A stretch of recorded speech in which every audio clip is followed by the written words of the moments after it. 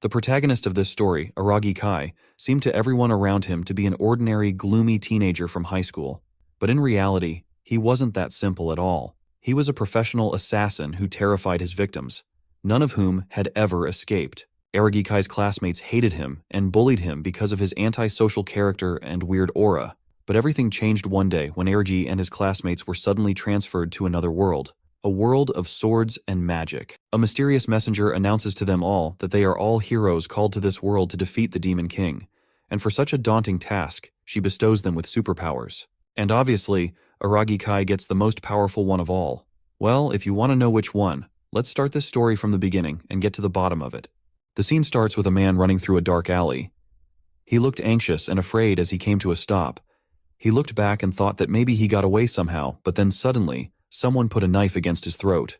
He told the assassin that he would give him money if he wanted it in return for his life, but the very next second, the assassin slit his throat. The next morning, a young schoolboy was on his way to school and he looked tired. His name was Aragi Kai. He yawned and thought that after working all night long, it really sucked to go to school. He worked as an assassin. When he entered his classroom, other students began whispering among themselves. A boy named Midu Shuji greeted him with a wide smile. He was the soccer club's ace and the class president. Kai returned his greeting coldly and sat down at his desk. Meanwhile, a girl named Nagase Reina saw it all and commented that Kai was rude as always. She was a fashionable girl who stood out from the rest of the girls in the class. She went to Shuji and told him sternly that he need not greet people like Kai. Shuji defended him by saying that he might be tired. That's why he was so cold. Suddenly, another student entered the classroom, and upon seeing him, Rina remarked how an even ruder person just entered. The rude student's name was Arashi Shunsuke, the leader of a notorious local gang. A few students greeted Arashi, but when he saw that Kai was sleeping, instead of greeting him, he went to his bench and yelled at him to get up. He drew his hand to grab him, but Kai grabbed his hand before he could react and said that he was sleepy and asked what he wanted from him. He let go of his hand, and Arashi called him a weirdo. Suddenly another student named Kenzaki Rin asked them to be quiet. She was beautiful and talented both in martial arts and literature. She was the cool and aloof top beauty of the school. He confronted her but was cut short by another girl named Hashimoto Mirei, who was a serious disciple committee girl who really cared about order. Watching her ready to fight Arashi, a boy named Narumi Yoshia told her that Arashi would just blow her away. Yoshia was a shallow and frivolous guy. Everyone soon got back to their seats. This was Shinzo High School. First year, class, and it was just another regular day in a class with a lot of problems. Kai was still keeping his head down when he suddenly sensed something. A weird sensation coming from under Shuji's feet. A bright blue light began emitting from the floor and a magic spell circle appeared. Soon everyone in the class noticed it and were confused and shocked. The magic circle grew in size and covered the entire classroom floor. Shuji instructed everyone to leave the classroom, but Kai knew that they would not make it in time. Soon the bright light blinded everyone. They were all teleported inside what looked like an old castle. Everyone was lying unconscious on the ground, and Kai was the first to come back to his senses. He noticed that the building was made of stone with several large pillars to take cover, and there was only one exit. Soon the other students also began coming back to their senses. Everyone was panicking, but Shuji calmed them down, and Kai was relieved that Shuji was someone who could keep the whole class from losing their composure. Arashi got up and said that they could not waste any time, and he asked his two minions to follow him. Kai stopped him and said that he could hear footsteps coming towards them from the other side of the door. Kai sensed that there was a man and a woman coming through. Soon the door opened and a girl and an old man entered the room. They both looked like medieval knight and princess and were wearing unusual and old-fashioned flowy clothes with capes. The girl greeted the students saying that they were impressive and called them hero candidates. The students were surprised to see them. Kai analyzed both of them and concluded that the man had the physique of a sword user and he had his guard up too. And as for the girl, he sensed slight muscles, but she seemed pretty normal to him. The girl introduced herself as Leonora, the Archbishop of the Holy Country, Digorest, and the man with her was Gaius, who was a knight and her protector. Arashi told her that he had never heard of the country before and asked her if she was messing with them. The girl replied that she certainly was not messing with them. Shuji came forward and explained to her that they suddenly found themselves there and were thus a little bit on edge. The girl began explaining the entire thing to them. She began by saying that they were summoned to a parallel world as a hope for humanity to defeat the evil Demon King. They were the parallel world's hero candidate. It was hard for the students to believe something like that. Gaius told Arashi to watch his mouth while talking to the saint of the country. Arashi was unfazed by this, and this made Gaius draw his sword, but Leonora pacified him. Arashi jumped at Gaius, and Kai was amazed by his bravery. Before Arashi could land an attack, Gaius flung his sword and made a little cut on his head. His attack was so fast that no one saw it. Leonora apologized for his aggression and said that she would explain everything to them in detail, but for that, they all had to be quiet and listen to her. Her demeanor suddenly changed from being calm to being scary. She explained that because of the Demon King's invasion, humanity of that world was facing extinction. The country of Digorest continued resisting, but they did not have the power to completely stop the invasion anymore. Kai thought that the story was a pretty common one. She continued that they were the last hope of humanity. Upon hearing this, the students replied that they could not do this as they had never fought before. Some of the girls were already crying. Gaia said that it might sound impossible, but they would have to try as there was no way for them to return to their own world unless they defeat the Demon King. The students were even more shocked upon hearing this. Kai knew that he only said that to motivate them. He thought that the people who had always lived peacefully could not just suddenly start killing, as for that they needed experience and talent. Arashi got up with blood on his head and cursed them for dictating them. He added that he hated people like them. Gaius noticed that Arashi's spirit was still unbroken and wondered if he could be a useful warrior. Gaius held his sword and decided to kill Arashi, as he could be trouble to them, but before he could do anything, he saw that Leonora was healing Arashi's wound. She explained that the power she was using was called the system and was granted to them by their gods. She simplified it for them and said that it was just like magic from their world. Kai noticed that she knew about their culture and wondered if she had previously also summoned people from their world. She walked toward Shuji while saying that the power was the reason why she summoned them all there. She raised her hands and Shuji's wrist began glowing, and soon he had a sword made of light in his hand. She further explained that they could wield the power of the system and awaken their innate abilities of divine protection. She said that she knew she had a selfish request as she called them all there and now they could not leave and asked them to lend her their powers. Shuji said that no matter how much power they gave them, they still could not fight right away. She replied that they will indeed be trained and during their training will be taken care of. Shuji took control of the situation and told his classmates that he knew they were scared, but the first thing they needed was information and protection. He told them that they should hear them for now, and the classmates agreed with him. When Leonora saw that they all were ready to lend their hands, she began giving them their divine powers. Mireri was given telekinesis. Arashi got explosion powers. Rina received fire powers. Yoshia received wind powers, and others also received different and amazing powers. Leonora asked if anyone was left, and Kai raised his hand. She gave him his powers too, and he noticed that his field of vision was changing, and as soon as he finished getting his powers, he could read Leonora's stats. His eye color changed to red, and Leonora told him that he had received the power of judgment, which was rather rare. The power would let him see his target's stats and details. He tried his powers on himself, and he was able to see his own stats. Arashi also tried his powers and made fun of Kai by saying that he only got a new eye color. Kai noticed that the students were acting high and mighty. They didn't even have much information about the world yet, and their powers were also borrowed and could be taken away any time. But he was chill because he had plenty of other ways to kill people. After everyone received their powers, Leonora told them to take some rest. In the evening, the hero candidates were taken to their personal rooms. Kai sneaked out of his window in search of more information. Outside guards were patrolling and talking about how the hero candidates looked weak. They made fun of how those kids are chosen to defeat the Demon King. One of them said that the saint surely knows something which they do not. Kai listened to their chat entirely. He used his judgment power to check the stats of one of the guards and noticed that he only knew swordsmanship. He soon left in search of more information. He had also learned about the structure of the city, which was a fortified city. He wanted to get inside the inner castle, but the gates were heavily guarded, so it was hard to sneak in. He decided not to rush things and come back another time. Meanwhile, in an open field, Rina was looking for a good spot with her two minions. They were there to practice their new powers. They began conjuring their respective elements and observing them as Rina was curious to know more about the whole divine protection stuff. Kai was hiding in a bush and spying on them when he suddenly felt a strange sensation. The girls also heard a weird noise coming from the bushes. It was a giant lizard-looking creature and was attracted by the girls' magic. Kai quickly used his magic to see the monster's stats, and he was shocked by its overwhelming stats. Soon, the monster roared and began chasing the girls.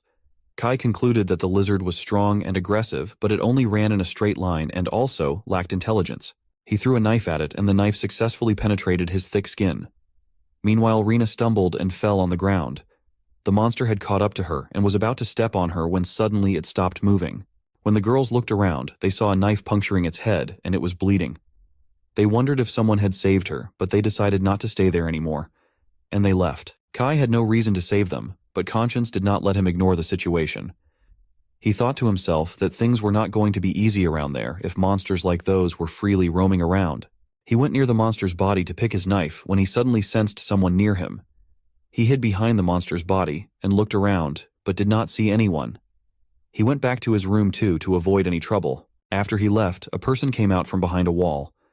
The person was covered in a robe, thus making it impossible for anyone to look at their face. The person smashed the monster's head, squeezing out its eyes. He said to himself that he was disappointed after seeing how useless and weak the hero candidates were, but Kai smelled just like him. The next morning, Gaius brought the dead monster's body to the hero candidates, who were shocked to see something like that. Gaius explained that the monster was found dead last night near the royal capital. He continued that the Demon King drove the monsters to a frenzy, and as a result they craved human flesh. He told the hero candidates that they would be fighting things like that monster. Gaius asked Steady, who was a researcher, if he found anything weird about the monster, and he replied that there were traces of sorcery being used. Probably by a demon above mid-grade. He said that maybe they were scouting to see the lower of the new hero candidates. Kai wondered if sorcery was different from magic since it was a new word used by the researcher. Shuji asked if it meant that the monster was controlled by a demon. Steady explained that strong demons can use servitude spells and hence could control weaker monsters. Gaius dragged Steady away, but he wanted to explain more. Kai deemed Steady a great help in gathering information. He could use his help. He suddenly realized that the true identity of those eyes he felt back then last night was a demon. The demon was skillful because Kai barely noticed him. He thought that the demon might be around them right at that moment. He suddenly felt someone looking at him. Arashi told Gaius that they could not get back to their world without killing the demon anyway, and he did not plan to stay in that world for long. The other students also agreed with him. Kai thought that it was best that they quickly learn the weight of the truth. Suddenly, Leonora walked in and told them not to be afraid, as they just did not know how to use their powers yet. All they needed was some training. Since they were from a different world, their growth rate would be different from the people of that world. And so, a week had passed since the students started training. Kai was reading books in the library, and he already could understand every letter of the new language. He thought that it was strange enough that they could talk to each other in the first place. His judgment power was not fit for battle, so he was left out of the training but was allowed to enter the library. He could not find many books on their history and culture, and even not about demons. The strongest 5 among them were Narumi the Wind Controller, Arashi with his explosion powers, Kanzaki with her telekinesis, Hashimoto with her land power, and Rina with her fire powers. However, there was another person with a clearly extraordinary growth rate. It was Shuji. He grew stronger than the people he learnt swordsmanship from. Kai used his judgment power and noticed that all his stats were above B grade, and just last week they were below D grade. Suddenly 2 boys came to Kai and began making fun of him, and he noticed that even the others were looking down at him. They were growing impudent after getting their new powers. One of the boys tried to bully Kai, but Kai sneakily threw him on the ground. Meanwhile, Leonora and Gaius arrived at the training ground. She announced that since they all had grown quicker than she had imagined, she had decided to move their plans forward. Narumi asked her if she was planning to send them to fight the Demon King, but she refused it, saying that she wanted them to now practice fighting monsters. Everyone looked anxious when they heard it. The next day, Gaius and Leonora took all the hero candidates to the middle of a forest, and Gaius explained that they were there for combat drills. It was a place full of Ubstarso, they could not move as freely as one group. That's why they were going to be divided into teams of 2 to 3 people. Hearing these, all the hero candidates made their own groups, leaving Kai and Kanzaki alone. They had no choice but to team up with each other. Kai thought that she had a confident and apathetic personality, and also she was proud. She caught him staring at her. Meanwhile, Leonora announced that since it was a special occasion, so the team which will defeat the most monsters would receive a surprise reward. Soon the combat drills began. On their way, Kanzaki told Kai that her powers were superior to everyone else's, so she did not need him to do anything. She asked him not to stand in his way. Kai accepted the offer and said that he would leave everything to her. Seeing this, she asked him if he did not have any pride. He sensed 4 entities around them who were hiding. One of the monsters rushed at them, and Kanzaki used her powers. Her power was called Domination, and it was an ability that enforced the user's orders on their target. She ordered the goblin to bow down, and he did exactly that. She looked visibly tired after a few minutes. She explained to him that she used to get tired when she used her powers for too long because it consumed a lot of mana. He asked her to just kill the goblin because another monster was about to attack, but she was a little hesitant because to her the monster looked a bit like a human. Kai put sense in her by saying that it was a monster after all, which tried to attack them earlier. He picked a stone and concluded that she was just a naive student from Japan who was too used to peace. He was playing with the store when suddenly the other 3 goblins also appeared. She ordered the goblins to bow down and ask Kai to help him instead of just standing there. Kai replied that she was the one who asked him not to get in between.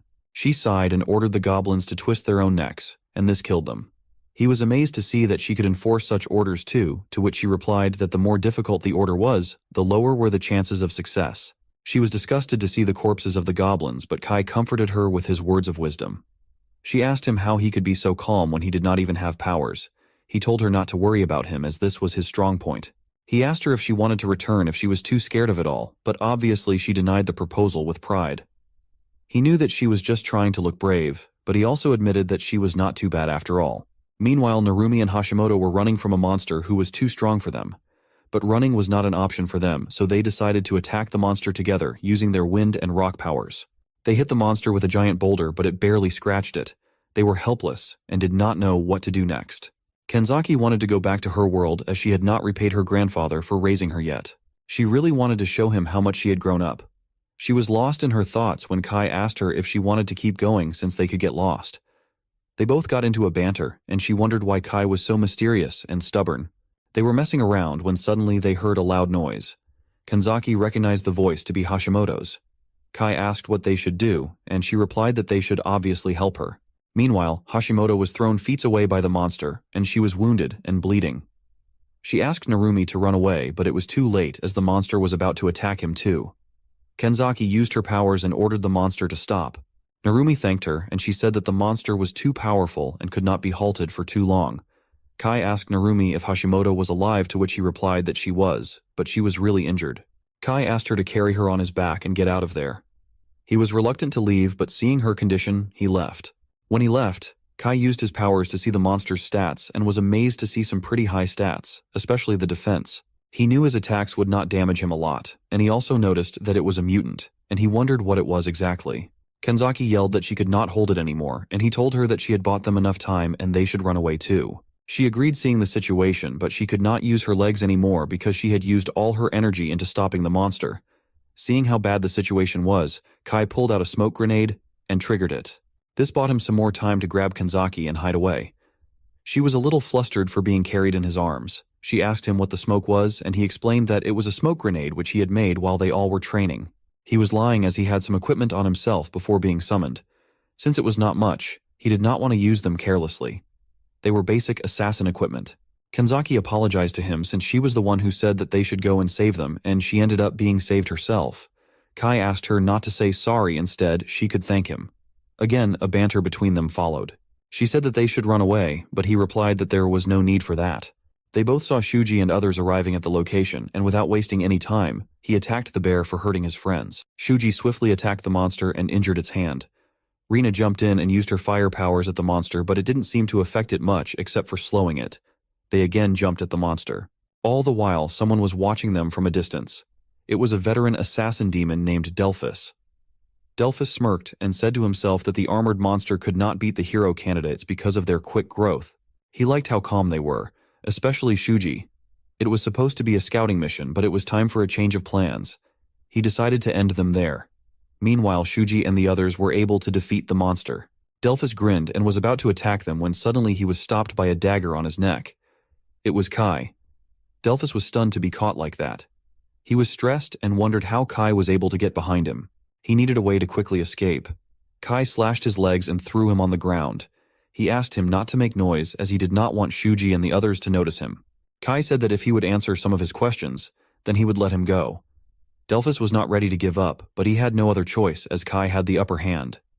Kai wondered if the person who was watching him the other night was him only. Kai said that he knew they were being watched, and it was his plan to let Shuji and the others to fight so that he could be lured out. Cutting him short, Kai said that he needed information since it had not been long since they came to this world, and he would have to tell him whatever he would ask him. Delphus smirked and declined, but Kai slashed his hands too and said that it would be easier if he just cooperate. Delphus told him not to underestimate him and saying that he consumed some poison he was carrying, thus killing him on the spot. Kai understood that the army of the Demon King would not be easy to fight with. Suddenly Kenzaki came to him and was shocked to see the dead body lying near them. Kai asked her since how long was she watching, and she replied that since the person was on the ground. He explained to her that the dead demon was an assassin from the Demon King's army, and the monster from earlier was his pawn. And back when the first lizard monster was seen, That too was his doing. She was scared a little to know that the Demon King was trying to kill the hero candidates. She asked him how did he notice the assassin when no one else did. He thought that there was no reason to hide his secret, and he confessed to her that his family was in the assassination business, so he could smell that he was in the same line of work. Kanzaki was shocked upon this revelation. He told her that it was upon her to believe, and also asked her not to tell anyone about the dead body, as the hero candidates were already shaken by Hashimoto's condition. She agreed to him and said that she did not know that he cared about them so much, to which he replied that it was simply because they were not used to fighting like him. All the hero candidates gathered around Hashimoto, who was severely injured and lying on the floor. A student named Hano, who had healing powers, sat down near her and used her powers to heal her. Everyone was amazed to see her powers. She announced that Hashimoto would be healed in about an hour. Hero candidates were praising Shuji for defeating the monster. Suddenly, Leonora and Gaius walked in, and the candidates asked them where they were all this time and why did not they help them when they needed it. Gaius explained that he was there all the time, keeping an eye on them, and that it would not be a good practice if he just saved them every time. Shuji said that the condition was severe, and Hashimoto could even lose her life, to which Gaius replied that putting one's life on the line was a natural part of practical military drills. That was the kind of battle they would be facing going forward, and thus they should not be making feeble complaints. Shuji questioned him when he said that the area only had weaker monsters. Then how did the armored monster appear? Leonora said that it must be because of the demon assassin, as armored monsters are not supposed to be in that area. Gaius and Leonora decided to strengthen their defenses as they didn't know that Kai had already killed the assassin. Leonora also added that they should be increasing their level of training, as at their current level, they would all just die. Everyone was scared to hear that, and Shuji tried to talk some sense to her, but she told him that getting stronger was the only way to live. Arashi did not like that they were being ordered around, and he jumped in to talk to Leonora, but Gaius stopped him and said that they were all just pawns of Leonora, and they should not think that they could just disobey her orders. The situation was getting heated up, and Shuji jumped in to calm Arashi down, as they had no other option other than to obey them. Gaius was impressed by Shuji, and he told the candidates not to worry, as they were important pawns for the country, and they would not do anything bad to them as long as they all acted properly. Arashi still was not satisfied, and he attacked Gaius with his explosive power, but Gaius was quick to evade it, and he punched Arashi so hard that he fell to the ground. Saying that they all were weak and that from the next day things would only get tougher, he and Leonora left. Arashi got up with a bleeding face and swore to kill Gaius. The next day, Steady the researcher was in charge of the training. After a brief conversation about the last day, he said that they were going to fight monsters at his research facility.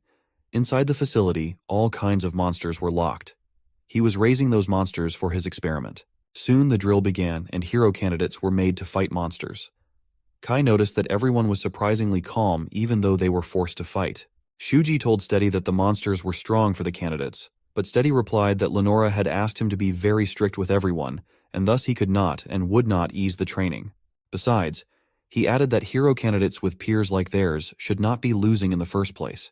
He added that the most important thing was their will. Shuji asked if it would really make a difference, and he replied that if done correctly, then they could increase their power's level and could even give new derivatives of their power. Kai also joined them and told Shuji that according to his judgment power, he could see that Shuji had a new power. Shuji was surprised to hear that and asked Steady if he could test it out. Steady was excited to see the power himself, so he allowed him. Shuji used his new powers, and in an instant, he cut the monster's hand and head with a clean slash. Kai knew that Shuji would now not struggle with an armored monster. He wondered if his judgment powers were also leveled up. Kai noticed that someone else also had received a new power, and it was Arashi, but he decided not to tell him. Later that night, Arashi was planning to kill Gaius, tie up Leonora, and ask her the way to get back to their real world. A few other candidates were in his support, and excited to leave the world too. Arashi asked Narumi to join them as they would have a better chance, and he knew that Narumi was fed up with that world too. Narumi was hesitant, but in the end he decided to join his hand. The next day Shuji was training, and Kai went up to him and said that he was really working hard. Shuji replied that he was still weak and needed to get better, to which Kai replied that with his current power level, he could defeat half the knights of that world. Shuji said that it was not enough, as he could not defeat Gaius, and he needed more power to protect everyone. Kai asked him what he thought of Leonora and Gaius, and he replied he knew that they were using them as pawns in their battle, but he also knew they would not harm them. Kai asked if he meant that he would put his life on the line until the Demon King was defeated.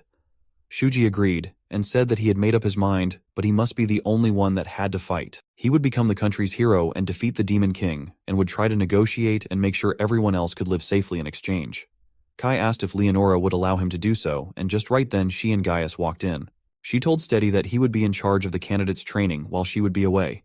Steady was glad to do his part, saying that she and Gaius left. Later, while on their way, Gaius asked her if she was sure that she made the right choice, to which she asked what made him think that.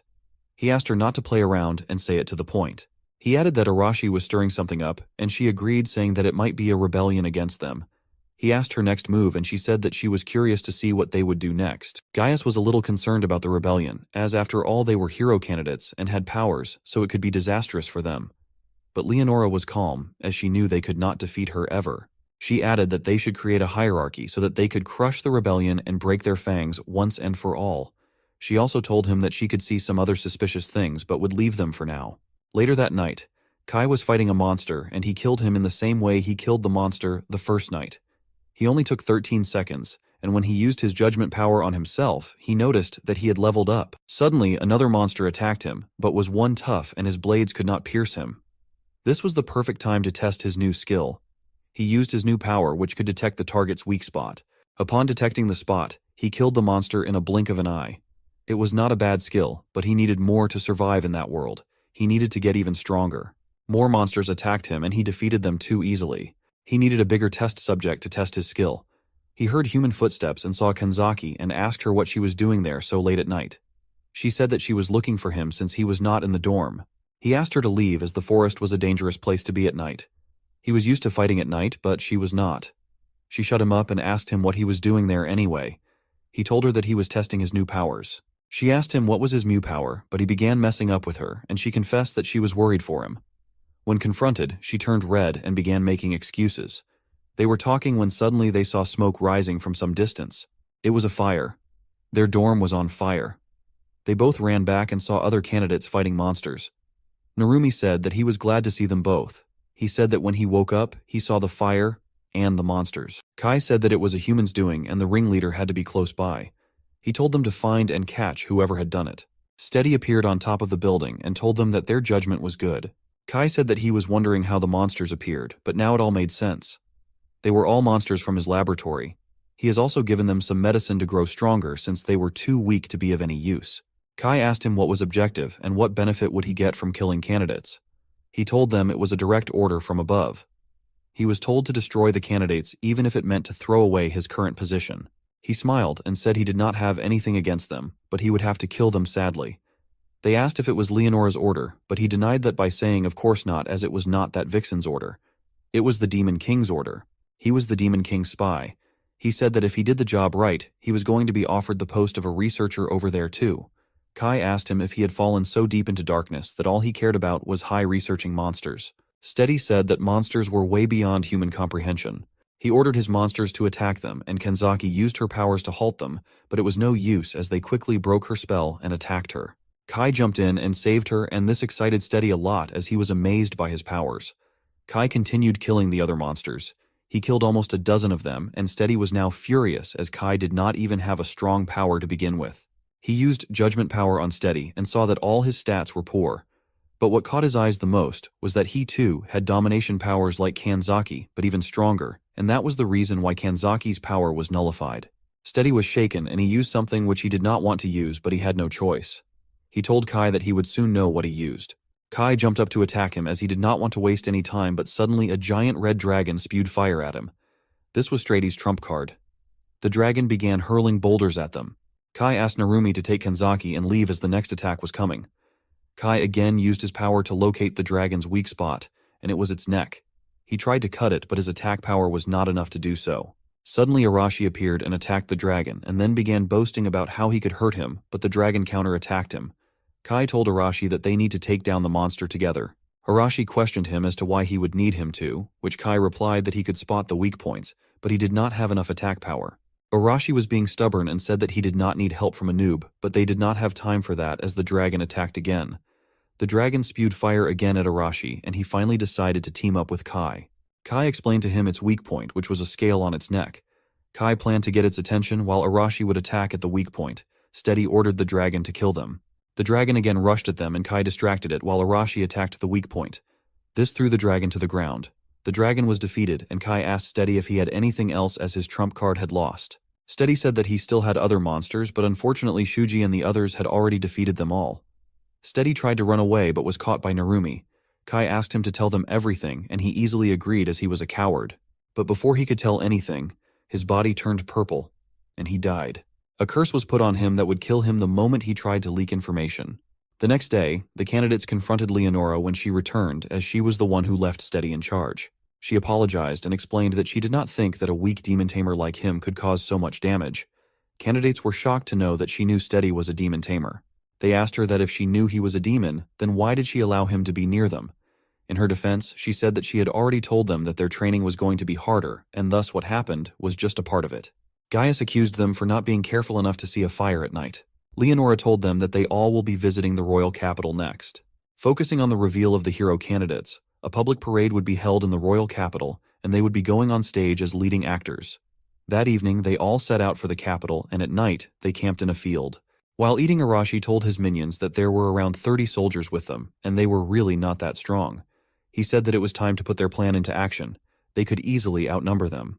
He asked one of his minions to call Narumi and his group over. Kai was listening to his speech, and he agreed that there were very soldiers accompanying them. But it was only because Gaius and Leonora were confident that they could take them down themselves. He went to Shuji and asked him they could talk. Later that night, Arashi and Narumi met in the forest nearby. They were ready to attack the soldiers when Shuji and the other candidates came in their way to stop them. Shuji said that he had heard that Arashi was trying to kill Leonora and Gaius, and Arashi was shocked to know that his plan was leaked somehow. They tried to put some sense in him by saying that there could be another way to do it, other than simply killing them. Arashi told Shuji that all he did was talk, and asked him if he had a plan, to which he replied that he would act as a pawn and defeat the Demon King, and in exchange, he would guarantee everyone's safety. Arashi was not ready for this trade and told him to get out of his way, but Shuji and the others were not going to let him pass. Since they could not agree to a point, they began fighting. Suddenly 2 soldiers came in and told them to sleep since they had an early morning trip tomorrow. Arashi walked away saying that he had enough of the weakness and there was no point in talking to them. They all reached the royal capital the next day, and it was too crowded because of the ceremony. People on the streets were amazed to see the hero candidates.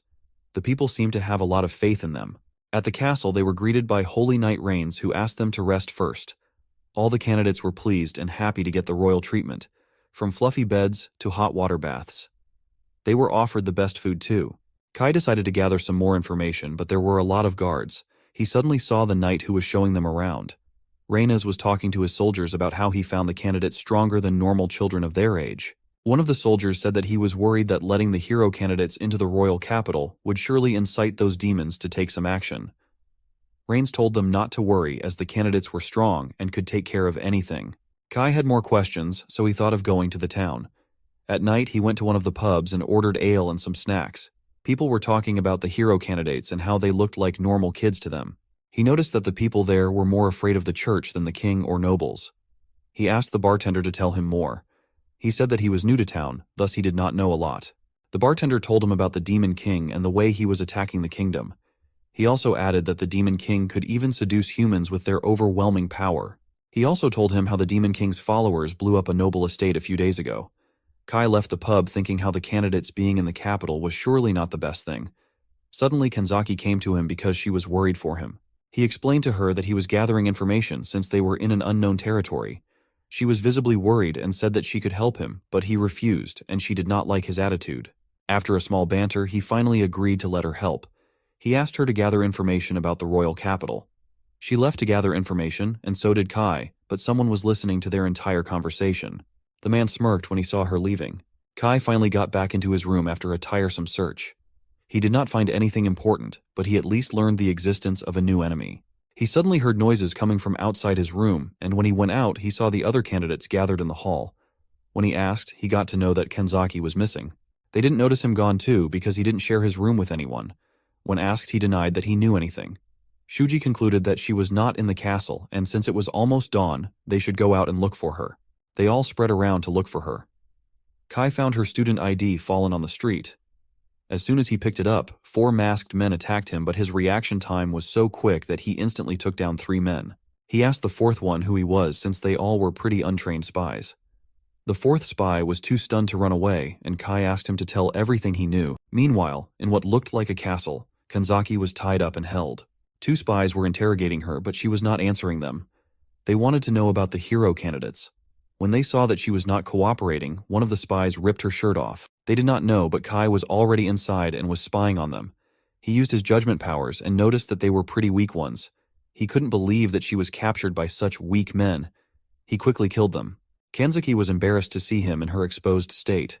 He unlocked her chains and was about to leave when he sensed someone coming towards them at full speed. It was Rains the Holy Knight, and he attacked them without wasting any time, but they both dodged his attack. He smiled and said that he must really kill them. Besides being the Holy Knight, he was also the general of the Demon King's army. Kai said that the country was close to its end because of how even the capital was full of enemies. Kai used his judgment and saw that Rhaenys was a powerful warrior. He was an all-rounder. They both clashed again, and Kai was able to dodge his sword. But then Rains used fire magic, which caught Kai off guard. He somehow dodged the attack again, but then Rains engulfed his sword with fire and said that it was over for Kai, but Kai quickly pulled out his gun and shot him right in the middle of his temple. Rains fell down and died. Kai did not want to use his gun for something like that since he had limited bullets, but he had no other choice. He needed to learn how to fight face to face if he wanted to survive in that world. Kanzaki was stunned to see a gun with him and said how scary it was to learn that someone in the class carried a gun with him. He explained to her that it was just standard equipment for an assassin. She thanked him, and he asked her why she didn't use her domination power, to which she replied that after her hands were locked with the chain, she couldn't use her powers somehow. They were leaving, and she told him that those guys were trying to attack everyone from their class, but he already knew it while interrogating the fourth guy he had captured earlier. The fourth guy told him that they were ordered to kill all the hero candidates, and it was him who told her about Kanzaki's location. They wanted to use her as a hostage while attacking others. What they couldn't understand was the fact that he was not killed by the death curse like how Steady died. This meant that this was not done by a demon. This meant that some humans were against them. It was almost morning and Shuji found them and was glad to see her well. Kai told him everything about the Demon King's cult and how humans were against humanity too. The problem now was that they could not tell which humans were their enemies like they could tell with monsters. This meant that everyone needed to be more cautious. They decided not to tell Leonora, as she would simply tell them to look at it themselves. So they ended up deciding to gather everyone and decide a course of action. Suddenly, a smoke appeared around them, and soon they were surrounded by more cult members. They all got ready to fight. Not only these three, but all the other candidate groups were also cornered by the men. Kai read that there were 6 of them, and their stats were obviously lower than Rhaenys, but still they were strong. All the 6 men jumped at them. Kanzaki used her powers to halt them, and Kai pierced their heads with sharp knives, thus killing them instantly. Shuji was a little stressed to see it as they were all humans after all. Shuji tried to debate about it, but Kai shut him up, saying that they were enemies at the end of the day. One remaining cult member attacked Shuji, and he tried to reason with him, but the cult member said that he was just serving his master. Kanzaki was ready to use her powers again, but Kai stopped her, saying that he wanted Shuji to kill the man. Shuji broke the man's sword and asked him to surrender if he wanted to live. But the man was too stubborn and he attacked Shuji, injuring his hand. In a counterattack, Shuji slashed his body. The man was whimpering, and Shuji wanted to leave him there to die, but Kai told him to eliminate him there itself, or else he could be a threat. Shuji was reluctant, but he ended up doing just what Kai told him to do. Meanwhile, Arashi and his minions also defeated all the men. The last man was merciless, killed by Arashi's power. Rina and others were finding it difficult to kill humans, and except Rina, the other girls were getting injured. Suddenly, Leonora appeared at the scene and asked if she should give them the passing grade. The men grew angrier when they saw Leonora, and she said that since they were her candidates, it was to be expected that she would come and help them when they were in danger. One of the men said that she did not even have her knight with her, so how would she do it?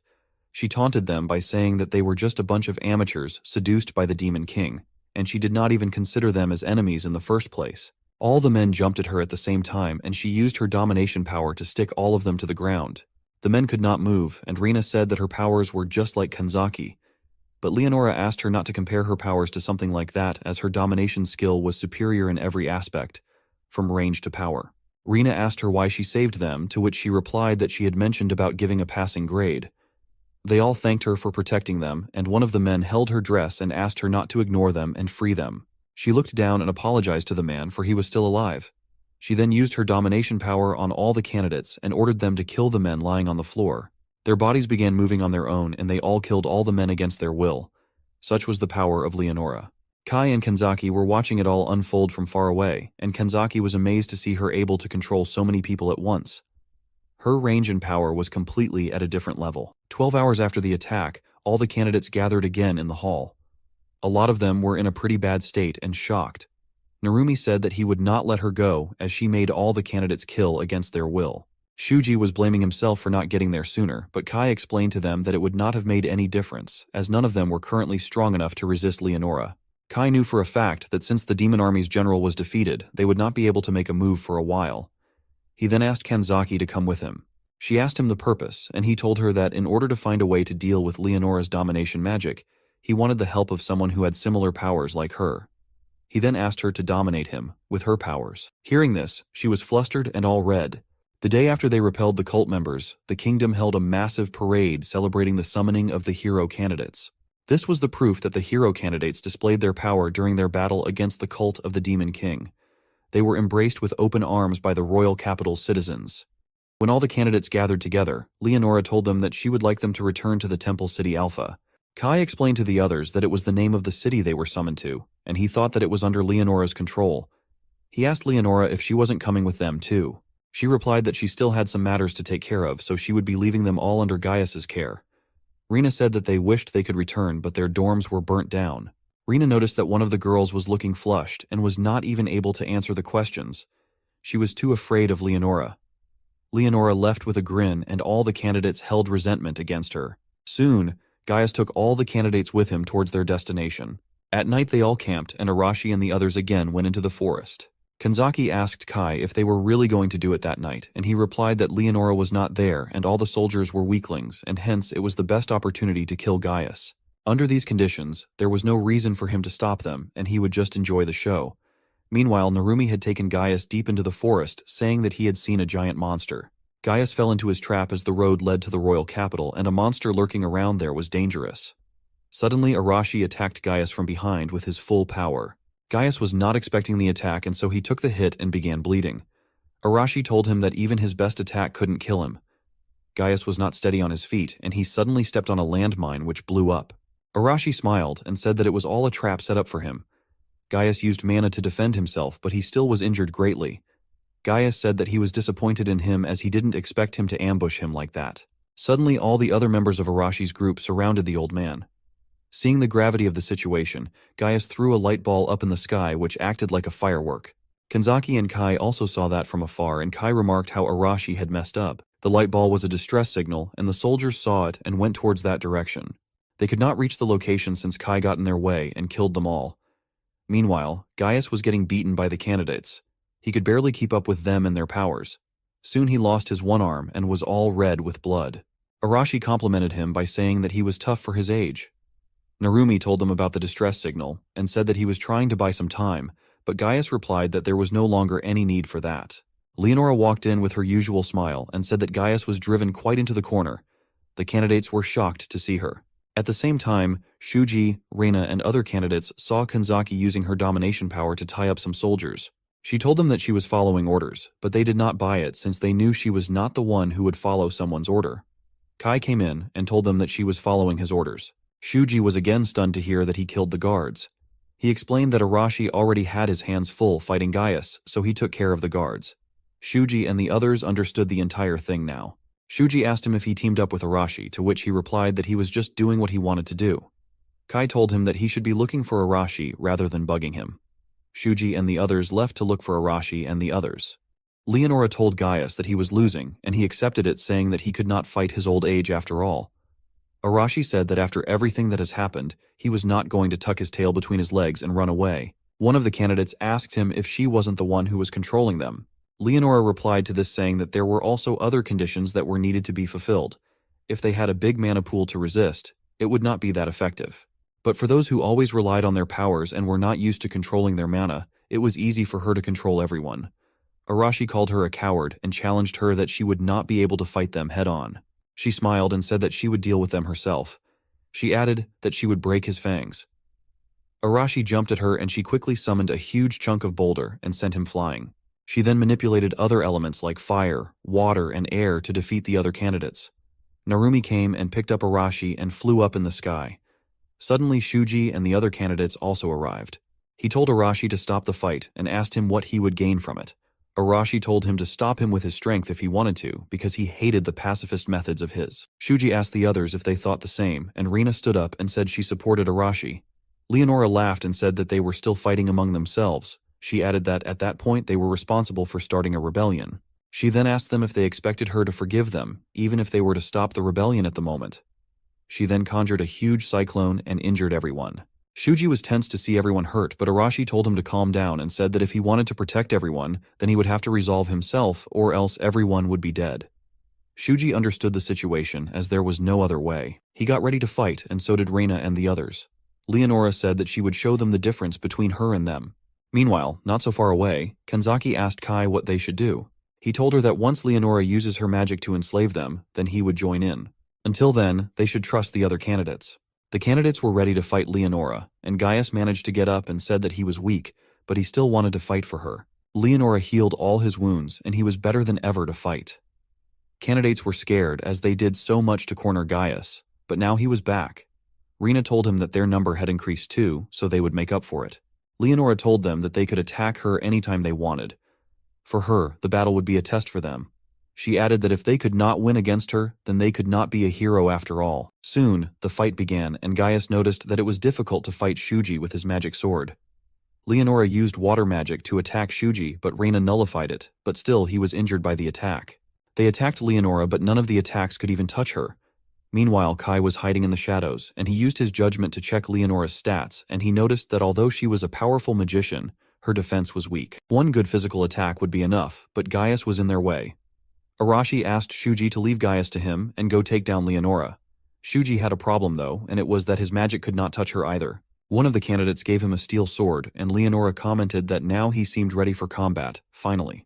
The other candidates could not help Shuji as their powers would not work on her, and they could not help Arashi either as he was fighting in close range. Arashi was able to go head-to-head with Gaius, because although he was healed, his stamina was still low. But he also could not use his explosive power, so again it was equal. Leonora was using ranged attacks at Shuji so that he could not get close to her with his sword. There had to be something which he could do to get close and defeat her, but he did not know what it was. Leonora smiled and said it was expected of Shuji as there were very few people in the country who could dodge her attacks. It was still a one-sided battle since he was not close enough to her. He could not even rely on the other candidates. Shuji dashed at her with full speed and negated her wind attacks. She used ground and fire attacks too, but he dodged them. She noticed that he was unconsciously using magic as an armor, which meant that he was growing in such a short period of time. She was a little afraid of him, but she managed to throw him away with her powers. Meanwhile, Arashi could not rely on his powers anymore and was wondering what he could do to beat Gaius. Gaius slashed his abdomen in one strike. Arashi was angry at himself for not being able to defeat an old man. He knelt on the ground and Gaius told him that this was how far he could go without his powers. Arashi told him that he was meant to be strong, and he then punched him so hard that the old man fell to the ground, bleeding again. He won. Meanwhile, Shuji thought that he had to win, or else his friends would have to suffer. He got up, and a menacing aura surrounded him. Leonora noticed his astounding stamina but was pretty chill as she knew he could not get close to her. She was wrong, as in a blink of an eye Shuji was right in front of her and he managed to slash her hand.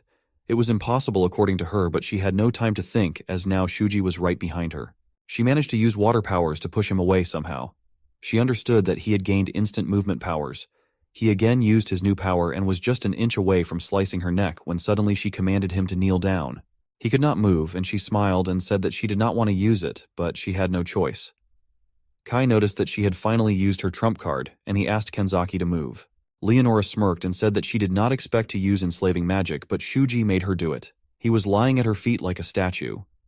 Other candidates rushed to save Shuji, but Leonora commanded them to not move, and they all stopped midway. Leonora said that they all did a good job, and thus she would give them a passing grade. She added that she did not expect Gaius to lose, but after all, he was just a knight and could be replaced. As long as she controlled them, it would not be a problem. The candidates were losing hope, and if they did not have any countermeasures, then they would surely lose. She told them all that the reason why they allowed her to summon the candidates was so that when the time came, she could control them freely. Otherwise, they would become threats. Suddenly 3 knives attacked her from behind, but she easily dodged them and said that she knew he was hiding the whole time. It was Kai, and he replied that he was surprised that she paid attention to someone as ordinary as him. She said that from the beginning there was something odd about him. She said that she was disappointed in him because she did not expect him to come out to a losing battle like that. She ordered him to not move, and he too was under her spell. She was explaining her magic when suddenly a bullet hit her shoulder. She was surprised to see that he could move and fire even under her spell. She asked him how he could do so, as she was sure that she was using her magic on him. He again shot her in her abdomen, and she couldn't understand what weapon it was, since guns weren't a thing in her world. Her defense could not keep up. He explained to her what a gun is, and also said that he had few bullets, and he did not want to use them. She used her firepower, but only his robe was hit by the fire, and he wasn't there anymore. The next second, he was standing right behind her with his gun aimed at her head. He said that he knew she wasn't a good close-range fighter, and her enslaving magic did not work on her either. She was shocked and in denial. Kai had played a gamble, and he won. The reason was Kanzaki. That night when he asked Kanzaki to dominate him, he explained to her that the skill that was casted first would have the priority over the new casted skill. This meant that if she used her domination power on him first, then it would negate the enslaving magic. And since candidates had divine protection, therefore their powers were superior to magic. Kanzaki was in doubt as her skill was weaker than Leonora's magic. The same thing happened with Steady. Since he had casted his spell before her, therefore he was able to regain control over his monsters. It was a gamble, but they had no other chance. In the present, Leonora realized that it must be Kanzaki, and she was correct as Kai was under her spell. He told her that it was her end and was about to pull the trigger. Leonora was captured and handcuffed. The handcuffs sealed her magic power, and these were the same handcuffs which had previously been used on Kanzaki. She asked Kai what he was planning to do with her. His demand was simple, which was that if she would send them back, then he would release her. She apologized as it was impossible for her as all she could do was summon magic. To send them back, a different magic was required. Kai knew she was not lying because she had no skills to send them back. He asked her then how she was supposed to send them back after they defeated the Demon King. She explained that summoning needed an immense amount of energy, so they relied on their god to summon them. In other words, it was the god who had summoned them. Once they defeat the Demon King, the god himself would send them back. But she did not seem sure about her claim because no previous candidates were ever sent back. This was because they were killed by the Demon King. There might be some survivors, but they went missing. After a short conversation, Kai was ready to kill her, but Shuji stopped him. Shuji told him that he was cooperating only because he thought that Leonora could send them back, but since she could not, then he would like to keep his status of hero candidate. He did not want to become a traitor in that world. Kai asked if they weren't already traitors now. Leonora assured him that she would pretend that nothing happened that night. Shuji said that the crime of killing a saintess was heavy and they could get in trouble for it. The other candidates also agreed with him. Narumi was still on Kai's side. Shuji agreed that killing her was the sensible thing to do, but what would they do after they would kill her? Kai understood Shuji's point of view, but in an unexpected turn of events, he shot Leonora right between her eyes. Everyone was shocked to see that. Leonora's body fell to the ground and Kai used his smoke grenade and disappeared from there. Candidates were not happy with his decision and actions. Kanzaki thought that it actually came down to what he had planned earlier with her. Few hours ago, when Kai and Kanzaki were planning, he told her that the first objective was to capture Leonora and find a way to get back home, but if it was impossible, then he would kill her. He knew that if he captured her and they could not return to their world, then Shuji would try to protect her, and at that point he would kill her and run away. He was planning to bear the sin of killing the saintess alone.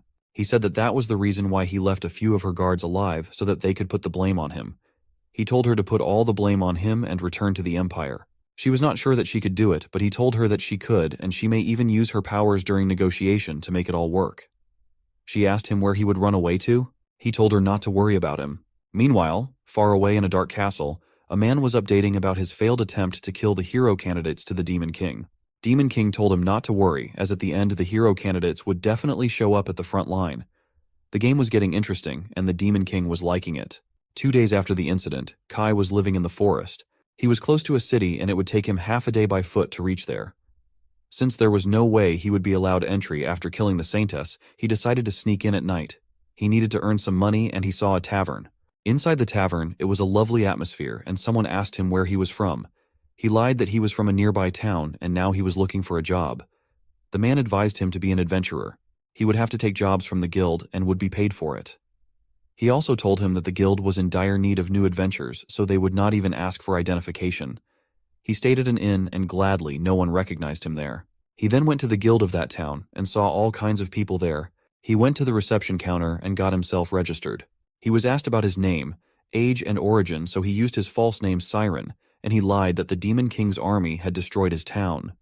Siren was the same code name which he used in the real world too. The receptionist explained to him how the guild worked. There were ranks from A to F. The higher someone was, the higher was the reward. Since he was new, he was registered as an F-rank adventurer. He then went to the bulletin board to take his first task, and soon 3 guys came to pick on him. They were making fun of him, and he really did not like it. Last time, we saw that Aragi Kai was surrounded by some adventurers who asked him not to take the quest. Aragi Kai calmly turned around, thanked them for the warning, and asked them to leave him alone. Hearing this, the boys got frustrated, thinking that Aragi Kai was very cocky. Seeing them surround him, people murmured that those guys were picking a fight with a newbie again. So, one of the boys tried to attack Aragi Kai, shouting that Aragi Kai needed a lesson. But to his surprise, Aragi Kai blocked the attack by grabbing his hand. The boy was shocked and shouted at Aragi Kai to let go of his hand. Aragi Kai calmly released it because he didn't want to fight. However, the boy then told his partners to attack Aragi Kai together and teach him a lesson. They all tried to attack together, but Aragi Kai easily defeated them and calmly left the guild. As he was leaving, he thought to himself that at least he now knew the level of the average adventurers in the guild compared to hero candidates. It was surprisingly very weak, so he decided to finish the quest as quickly as he could. The scene then shifted to the forest, where Aragi Kai thought that, according to the quest's information, the kobolds should be nearby. Suddenly, he noticed animal-like footprints on the ground. Aragi Kai followed them, and as he went further, he sensed that someone was around him, and there was more than one. Aragi Kai also noticed that the mysterious creatures were pretty good at hiding, making him suspect they were kobolds. Out of nowhere, a kobold came up from behind and launched a sneak attack, but Aragi Kai sensed it and easily dodged. He also noticed that the kobold had a human sword in its hand, which meant it had probably defeated an adventurer. While he was thinking, another kobold came from behind and tried to attack. This time, Aragi Kai dodged and picked up some dust from the ground, throwing it into the kobold's eyes. While the second kobold was blinded, Aragi Kai struck the first kobold in the face. As it fell to the ground, he grabbed the sword and swiftly finished it off. Seeing this, the second kobold was shocked, but before it could react, Aragi Kai attacked and swiftly dispatched it with a knife as well. Aragi Kai then used his judgment skill to check the stats of the kobold and realized that these creatures posed no threat to him. Feeling confident, he decided he could easily hunt them down for more money. After some time, the scene shifted to the guild where everyone was looking at Aragi Kai in shock. Aragi Kai had brought the kobold's ears as proof of his subjugation. He asked Mia, the receptionist, if it was enough. She responded affirmatively and asked if he was sure he had really done it alone. Aragi Kai responded with a yes, explaining that hunting kobolds was very easy, but finding them had been the challenging part. He reflected on how, even though he had the skill to fight them, his exploration skill was still lacking. Upon seeing Aragi Kai return after defeating the kobolds, people around him were shocked and asked if kobold hunting was such an easy feat, speculating that Aragi Kai might have been a C-rank hunter from somewhere else. However, someone else mentioned they had heard Aragi Kai was still a newbie. Mia interrupted, asking Aragi Kai to wait while she went inside to prepare his reward. The scene then shifted to nighttime, where Aragi Kai was walking somewhere, counting his money. He wondered that he could earn so much by hunting those weak magic beasts, realizing that for now, securing funds for living was more important. So, he decided to stay in the city and earn money as an adventurer. Aragi Kai thought that building a network around the guild would help him gather information easily. Suddenly, someone appeared in front of Aragi Kai. Seeing the boy, Aragi Kai asked if he had any business with him, noting that the boy seemed much stronger than those he fought at the guild. The boy introduced himself as Lyle, a B-rank adventurer and the person in charge of the guild branch in the city. Aragi Kai responded with a casual, "So what?" Lyle then asked Aragi Kai if he was the same person who had caused trouble for his men earlier that day at the guild. Aragi Kai responded, saying that those boys were the ones who started the altercation first. In response, Lyle furiously shouted at Aragi Kai, asking him not to lie, as he had heard that an unknown newbie had beaten up his men. Aragi Kai then admitted that yes, he was the one who had beaten them. Hearing this, Lyle shouted that if that was the case, he wouldn't hesitate to teach Aragi Kai a lesson. Lyle then attempted to punch Aragi Kai several times, but to his frustration, Aragi Kai easily dodged every attack. Finally, Aragi Kai got bored and used his legs to trip Lyle, causing him to fall to the ground. Seeing this, Lyle was stunned and exclaimed, "What?" Aragi Kai then remarked to Lyle that his speed was impressive but unrefined, and his movements were too big, leaving openings. Hearing this, Lyle became furious and tried to attack again, demanding to know what Aragi Kai had said. Aragi Kai once more blocked his attack by grabbing his hand, then swiftly slammed him to the ground. Aragi Kai explained that he believed Lyle wasn't accustomed to fighting against humans because his quests usually involved magical beasts. In response, Lyle angrily asked why Aragi Kai had attacked his men if he had so much power. Aragi Kai responded that he had already explained it was a misunderstanding and offered to clarify everything from the beginning. Sometime later, the scene shifted to the guild where Lyle apologized to Aragi Kai, admitting it was his fault.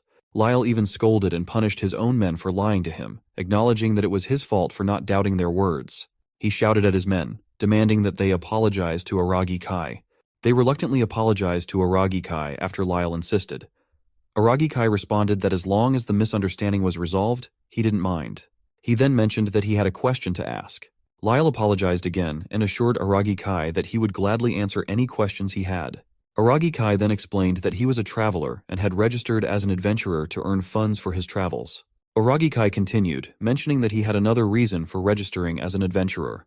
Curious, Lyle asked Aragi Kai what he wanted, considering his formidable power and unknown circumstances.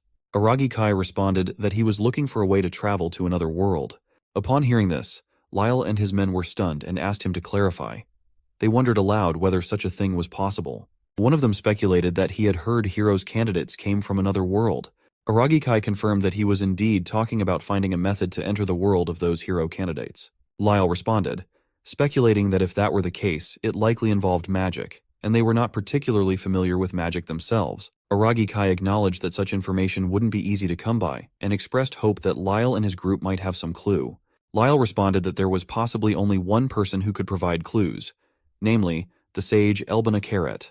Aragi Kai asked in confusion who Elbana Karet was. Lyle was surprised and asked Aragi Kai how he didn't know, explaining that Elbana Karet was an elf whose advice had greatly helped the country. Upon hearing this, Aragi Kai recalled having heard about Elbana Karet somewhere and asked if it was true. Aragi Kai then recalled reading about an elven sage in books before, remembering that elves were known to live deep in forests. He explained that elves were now rare, with their stories considered legends, and they seldom left their forests to explore the outside world. Aragi Kai concluded that the elf who ventured outside their forest and gained wisdom became known as a sage. Lyle added that he had heard Elbana Karet had been alive for over 100 years, and was renowned for possessing great wisdom and knowledge. Lyle also mentioned that Elbana Karet was a renowned spellcaster with extensive knowledge of spells. Upon hearing this, Aragi Kai wondered if elves were known for their strong affinity with spirits, which aided them in mastering magic. Aragi Kai also considered that even if there wasn't a specific magic to send heroes back to their homeworld, perhaps with spells they could achieve it. Lyle's underling Raka interrupted, asking if the sage Elbana Karet was still alive, mentioning he had never heard of Elbana Karet, and noting that no one had ever seen Elbana Karet, right? Lyle laughed and replied that he didn't have information about that. He then apologized to Aragi Kai for not providing any useful information. Aragi Kai reassured him that the information was indeed useful enough for him. Aragi Kai then mentioned that it was getting late, so he was heading back to the inn. Upon hearing this, Lyle expressed his curiosity, asking Aragi Kai what he planned to do after discovering a way to travel to another world. Aragi Kai smiled and cryptically responded that he would leave that to their imaginations. Confused, they watched as Aragi Kai left for the inn. The scene then shifted to 1 week later at the guild, where Mia was giving Aragi Kai his reward for completing the quest. After taking the reward and walking outside of the guild, Aragi Kai reflected on how it had already been a week since the incident with Lyle and his group. During that time, he had managed to save up some money. Suddenly, Lyle and Raka approached Aragi Kai and asked if his quest had been completed, suggesting they go for a drink together. Aragi Kai responded with a strange, somewhat sad look and declined their invitation. Seeing this, Lyle remarked that Aragi Kai was very boring, and they bid him goodbye.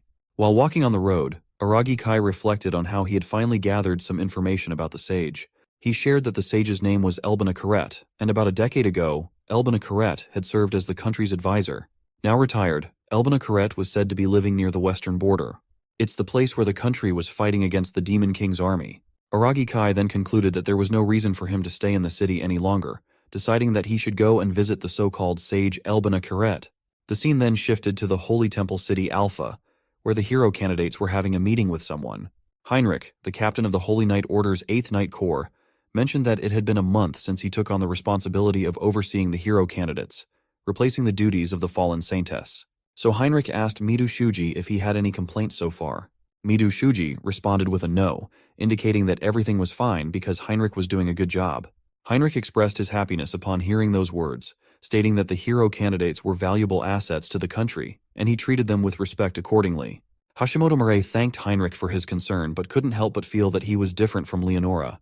Despite this, she sensed something fishy about the situation. Heinrich then directed them to focus on the main topic, mentioning that during the previous day's meeting it had been decided to mobilize the hero candidates. Midu Shuji was surprised and asked if he interpreted correctly that they were being sent to the front line. Heinrich responded with a yes, confirming that the hero candidates were indeed being sent to the front line. He explained that there were still battles ongoing in the western border. Heinrich then showed them a map and explained that they would be mobilized to a fort on the front line. Midu Shuji responded that he understood and was about to ask about the promise. Heinrich interrupted, stating that he would fulfill his promise to protect those who were not suitable for battle. Midu Shuji gratefully thanked Heinrich for his assurance. Heinrich then explained that he would assign them some tasks in the meantime, emphasizing the need for everyone to contribute to earn their keep. Midu Shuji agreed, seeing the practical benefits of having work to do. Hashimoto Mere asked when they needed to leave. Heinrich responded urgently, suggesting they depart the following morning. He also asked Midu Shuji to inform everyone and ensure they were prepared for the journey. After leaving the hall, as Midu Shuji and Hashimoto Mere walked back, Hashimoto Mere expressed her relief that Heinrich had accepted their request. Midu Shuji agreed, admitting he had initially worried their demands were too much, but was glad everything had worked out in the end. Hashimoto Mere speculated that the knights lacked confidence in controlling the hero candidates without Leonora, which might explain their modesty. Midu Shuji agreed, noting that with Leonora gone, the knights would be on high alert. Hashimoto Mere then wondered about Aragi Kai, pondering where he had gone and what he was currently doing. The scene then shifted to the past when Leonora was killed, and Aragi Kai left the hero's candidates. The bishop asked tensely who could have killed Leonora. Nagase Rina responded that the culprit was Aragi Kai, revealing that he was one of the hero candidates. Hearing this, the bishop and his guards were shocked. The bishop urgently asked about Aragi Kai's whereabouts. Nagase Rina responded that Aragi Kai had run away, noting that he was surprisingly fast for a traitor. The guards began discussing among themselves, debating whether they should send an inquisitor immediately if Aragi Kai's betrayal was confirmed, or if they should first verify whether Saintess Leonora had truly been killed. Arashi Shunshuke furiously asked the bishop to clarify what he had just said. The bishop responded, clarifying that he wasn't outright denying the story, but suggesting there was a possibility that all the hero candidates had conspired together to eliminate Leonora. At that moment, Midu Shuji became tense. To everyone's surprise, Leonora's knight stepped forward and explained that he had witnessed the incident. He revealed that Midu Shuji and the others standing there had indeed been trying to protect the Saintess, but they were overwhelmed by Aragi Kai, resulting in Leonora's demise. The other knight also agreed with the account, prompting the bishop to state that he could believe it if her own knights were confirming the story. He then inquired about Aragi Kai's strength, asking if he was truly that formidable. Midu Shuji confirmed, saying yes, explaining that Aragi Kai had been concealing his true power all along. The bishop then invited them to have a more detailed conversation in his chamber and requested one of the hero candidates to accompany him. Unbeknownst to them, Kanzaki Rin was secretly eavesdropping from behind a wall, using her abilities on the knights. Midu Shuji felt relieved that they had managed to navigate the situation with Kanzaki Rin's assistance. The scene returned to the present time, where Hashimoto Mere asked Midu Shuji if he was still worried about Aragi Kai, suggesting it was pointless to be concerned.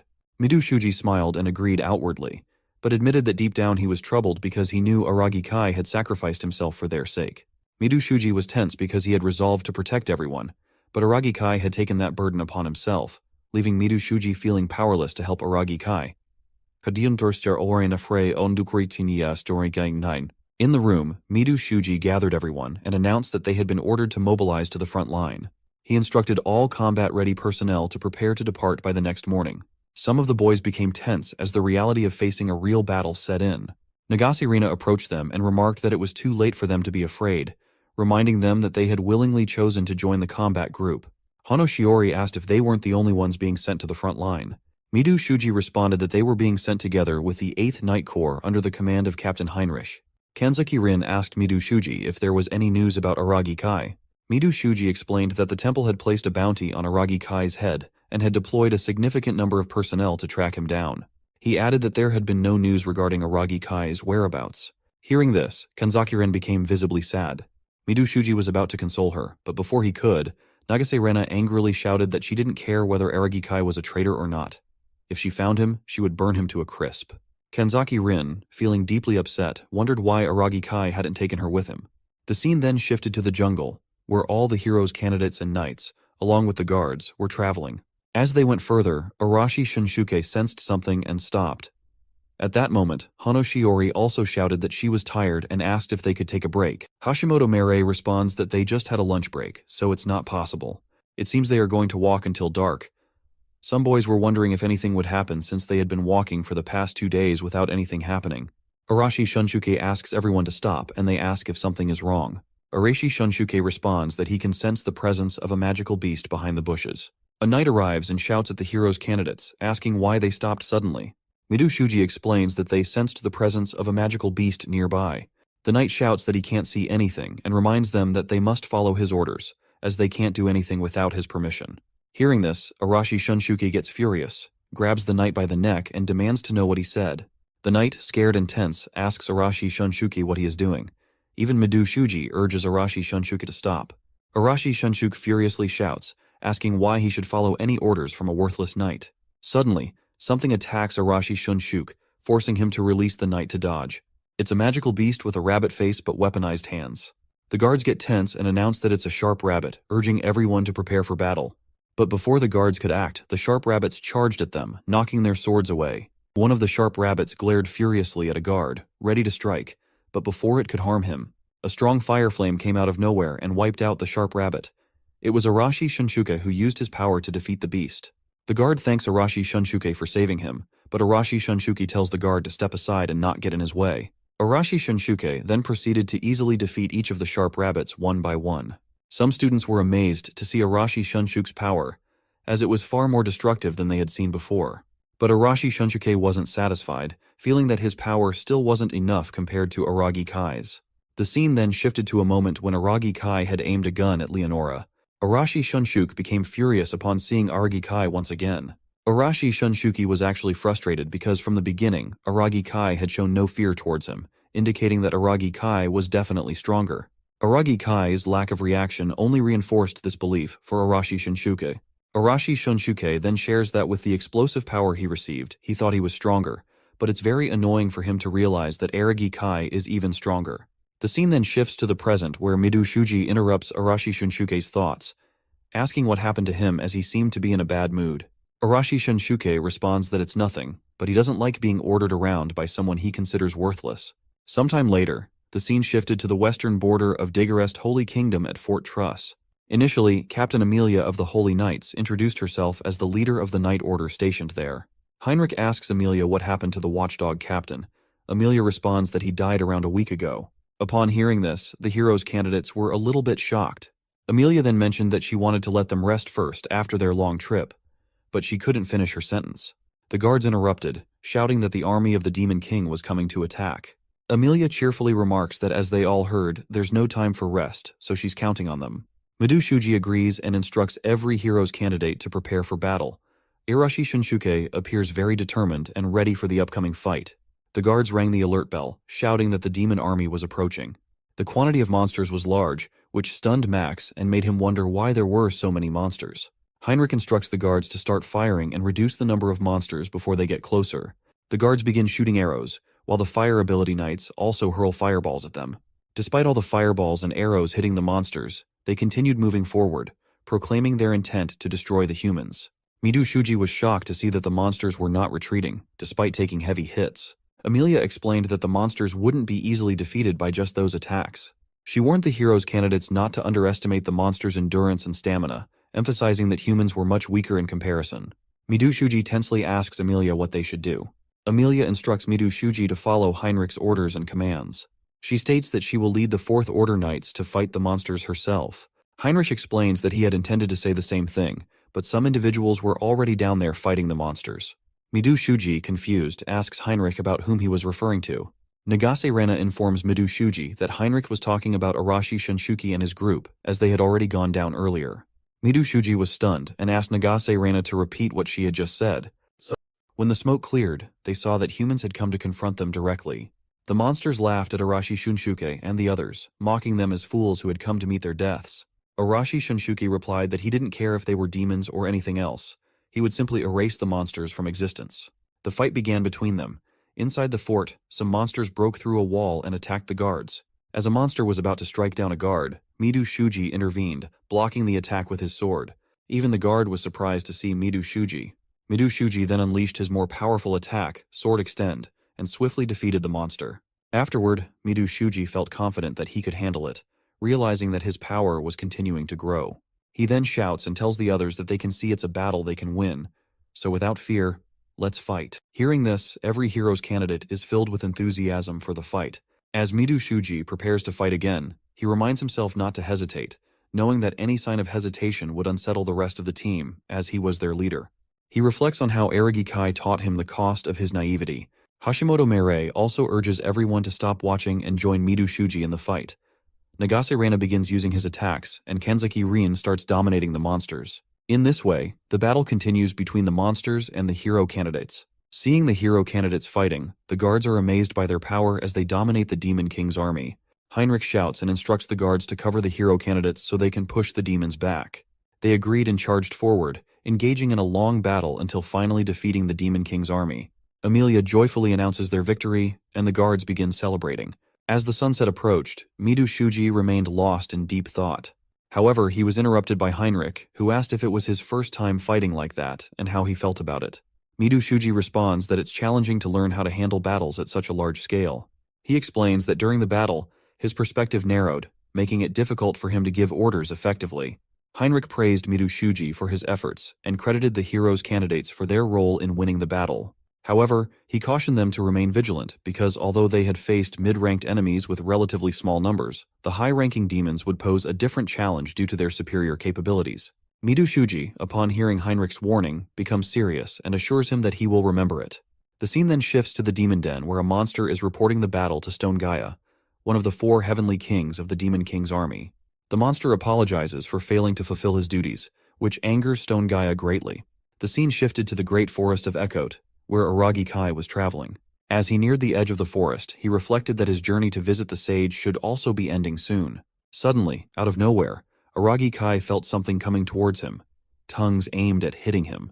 He managed to dodge them somehow, noticing their incredible speed, and wondered what kind of tongues they were. As he looked around more carefully, Aragi Kai spotted some new magical beasts. Upon scanning them, his system identified them as tongue baboons. After checking their status, Aragi Kai concluded that they were somewhat mediocre creatures. The tongue baboons attacked Aragi Kai again, but he easily dodged their assault. However, realizing they were closing in fast, Aragi Kai swiftly displayed his agility by jumping away from the spot to avoid their attacks. The tongue baboons attacked Aragi Kai again with their tongues. But this time, Aragi Kai swiftly drew his knife and cut through the tongue in the middle. The tongue baboons were shocked by this move, and Aragi Kai continued cutting until he severed the entire tongue from their mouths. The baboon attempted to attack with its tail, but it was too slow for Aragi Kai, who dodged it easily and swiftly defeated the creature. Witnessing this, the other baboons became stunned and tense, unsure of what to do next. Aragi Kai, now furious, challenged them, asking if they were coming to him or if he would have to come to them and deliver their demise. The scene then shifted to some time later, with the corpses of the tongue baboons lying on the ground. Aragi Kai pondered that more powerful magical beasts seemed to be appearing gradually, wondering if it was because he was getting closer to the Demon King's territory.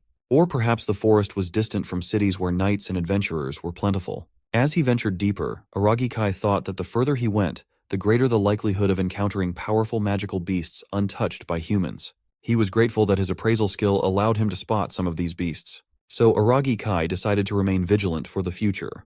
The scene then shifted to some time later, where Aragi Kai finally reached Mount Urugano, a natural defense barrier that slowed down the invasion of the Demon King's army. Aragi Kai then explains that the highest peak is called Reaper Wolf Mountain, and there's a rumor that Sage Alabama lives at the peak of that mountain. He then tried to recall if he remembered correctly that there should be a small village at the bottom of Reaper Wolf Mountain. When Aragi Kai reached the village, he was shocked to see the entire village on fire. He wondered if the village had been attacked by the Demon King's army. As Aragi Kai suspected, the village had indeed been attacked by the Demon King's army. Monsters were standing in the village, and Aragi Kai watched them from the rooftop of a house, hidden from view. Aragi Kai thought that the place was supposed to be far away from the front lines, so he resolved to be more cautious. The monsters asked their leader, named Hector, what they should do, suggesting that massacring the humans should be acceptable. Hector instructs them to cease the massacre and suggests enslaving the humans instead. He then asks if they have gathered any information about Elbana Carrot. The monster confirms this, stating that the sage resides at the top of Reaper Wolf Mountain. Upon hearing this, Hector became frustrated that their intel was correct, which annoyed him greatly. He emphasized that their highest priority was Elbana Carrot, the sage. Hector instructed the monsters to rest in the village for the night, and then prepare to climb Reaper Wolf Mountain the next day. A tense monster voices concern, mentioning that Reaper Wolf Mountain is known to be the nesting grounds of the Reaper Wolfen, which are untamable beasts. They believe that unless they defeat the Reaper Wolfen, they won't be able to reach their objective.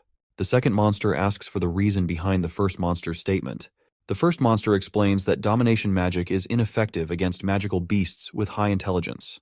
Additionally, he heard that the 4 heavenly kings once managed to tame a dragon, but it would be impossible for them to do the same with the Reaper Wolfen. Hector also mentioned that he wasn't particularly skilled in magic, so discussing abilities they didn't possess was pointless. Their only viable option was to defeat the untamable magical beast. The other monsters agreed with Hector's assessment. Seeing this, Aragi Kai concludes that the entire group is well organized under Hector's command, and wonders if this organization is due to the influence of the high-ranking demon. When Aragi Kai checks Hector's status, he learns that Hector is one of the very few high-ranking demons in the Demon King's army.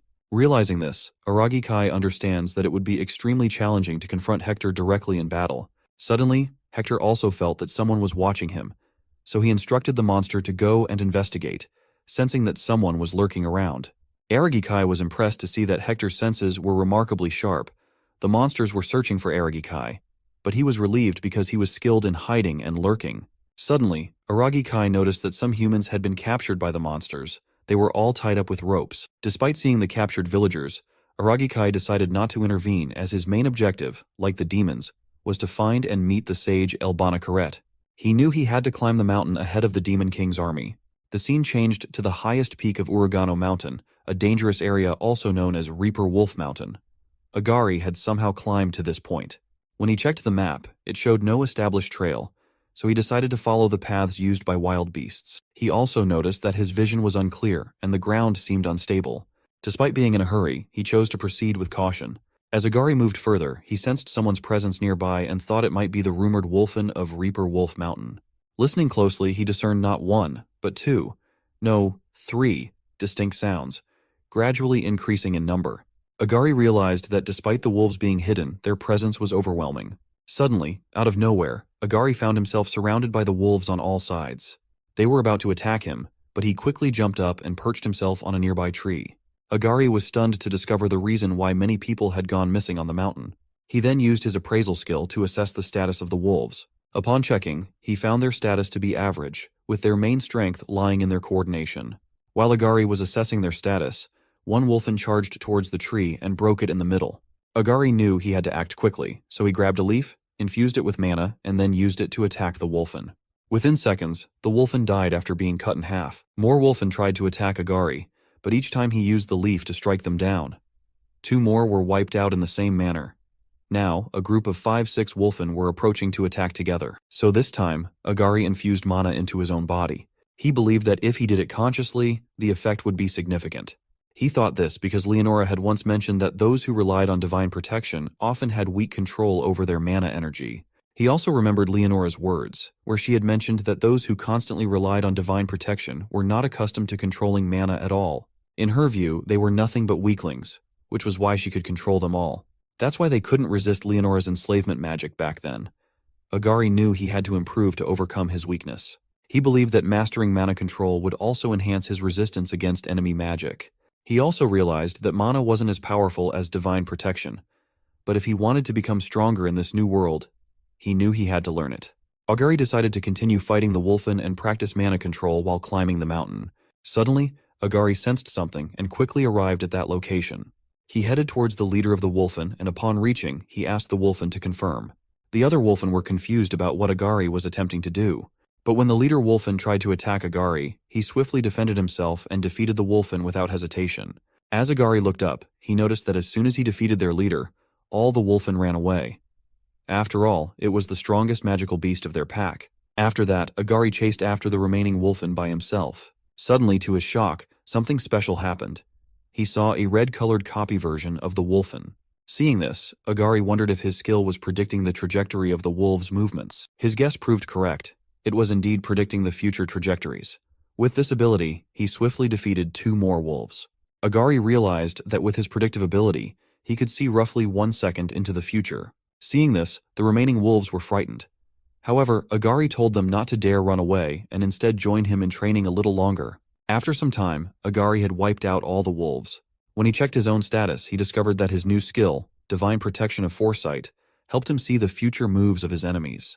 Agari then reflected on how, when he received the weak point detection skill, his appraisal skill also leveled up. This progression essentially upgraded his blessings from normal to enhanced, as appraisal now allowed him to see everything in sight. Exhausted, Agari decided to take some rest. Suddenly, he felt something and wondered if the Demon King's army had arrived. He abandoned his plan to rest and hurried towards the source of the presence he felt. The scene shifted to near the mountain peak, where monsters had captured an elven girl named Mare. Hector expressed his admiration for her persistence, noting it was to be expected from a disciple of the sage. He then declared that it was the end for her and ordered his monsters to eliminate the elven girl. Mare was about to say something when she was suddenly attacked by the monster. To everyone's surprise, Agari arrived and swiftly helped her dodge the attack by carrying her in his arms. Mare was stunned to see a human saving her. Confused, the monster asked Agari who he was, whether he was a new enemy. Agari understood that there were a total of 10 monsters, with their leader Hector being a high-ranking demon. Mare asked Agari why he helped her. Agari responded by asking if she was a disciple of Sage Elbina Karet. When Mare confirmed that she was, Agari explained that his reason for helping her was because he had some business with Sage Elbina Karet. Agari used his appraisal skill on Mare and discovered that she was half-elf. Additionally, he found that she had a spell skill in her skill set. Hector remarked that he didn't need to ask who the human was, but he was certain that Agari was definitely an enemy. He asks his monsters to kill both the elf and the human. Agari realized that in order to save the girl and earn a favor from the sage, he had to defeat those monsters. The monsters then attacked Agari, and with the help of his foresight ability, he attempted to predict their future movements. His foresight ability proved invaluable, as Agari could predict the monsters' future moves, allowing him to effectively block their attacks. The monsters were shocked, and in a swift motion, Agari swiftly dispatched all of them with his knife. The other monsters were stunned by the scene they witnessed. Agari pondered that as long as his foresight was active in close-quarter combat, he felt invincible. However, his main concern was the duration of the skill and how many minutes he had left. On the other side, Hector instructed his monsters not to charge recklessly, but to use magic to attack the human. The monsters agreed and began shooting magic bullets at Agari. Upon seeing the magic bullets, Agari became tense, realizing the danger they posed. However, to his relief, Mare used a spell from Sylph, the wind spirit, and blew away all the bullets. Agari asked in surprise if it was a spell, realizing the power used by borrowing the strength of the spirits, an art reserved for elves. Mare confirmed it was, and thanked Agari, mentioning that because of him, the spirits seemed able to rest for a bit. Frustrated, Hector declared that they wouldn't win at this rate and decided to join the fight himself. Agari became serious and asked Mare, referring to her as an elf, to stop the rest of the monsters from intervening while he dealt with their leader. Mare responded that she could handle it and requested Agari to stop calling her elf as her name was Mare. Agari acknowledged her request and expressed his trust in her, addressing her as the disciple of the sage. Mare got furious and shouted that her name was Mare, but soon she became frustrated and asked Agari to forget about it. Here, Agari faced Hector head-on, only to find that Hector was very strong. Despite clashing swords, Agari used Hector's sword to propel himself into the air and attacked Hector with his knives. However, Hector blocked the attack with his own sword. Hector then counterattacked, but Agari dodged swiftly and managed to slash him with the knife. Hector received some damage and admitted he was surprised that Agari predicted his attack, considering it a good attempt. Agari, on the other hand, was shocked to see that the wound wasn't superficial. He became tense, realizing the power of a high-ranking demon, and understood that he would likely be dead without his foresight ability. Hector commented that if Agari were not human, he would have been able to defeat him easily. Agari then used his appraisal skill to check Hector's status and found that in addition to his physical abilities and sharp senses as a high-ranking demon, Hector also possessed a swordsmanship skill level of 5. Agari, realizing he had a significant disadvantage in a direct battle with Hector despite his foresight skill, decided to attempt a new strategy. Hector shouted at Agari that if Agari wasn't going to come to him, then he would come to battle it out. Despite this, Agari managed to dodge Hector's attack somehow. Finally, Agari got cut in his hand by Hector's attack, leaving him tense. He realized there was no point in predicting the future if his body couldn't keep up, as the physical gap between them was too large for him to bridge. Hector laughed and mocked Agari, asking if he was only going to run like that. Suddenly, Agari took out his gun and shot at Hector, but Hector easily blocked the bullets with his reflexes, using his hand. Agari saw that, and though he was relieved that the bullets had penetrated Hector's hand and injured him, Hector was stunned. He shouted, demanding to know what kind of device Agari was using. Such an impudent device. Furious, Hector attacked Agari, who was prepared to shoot with his gun.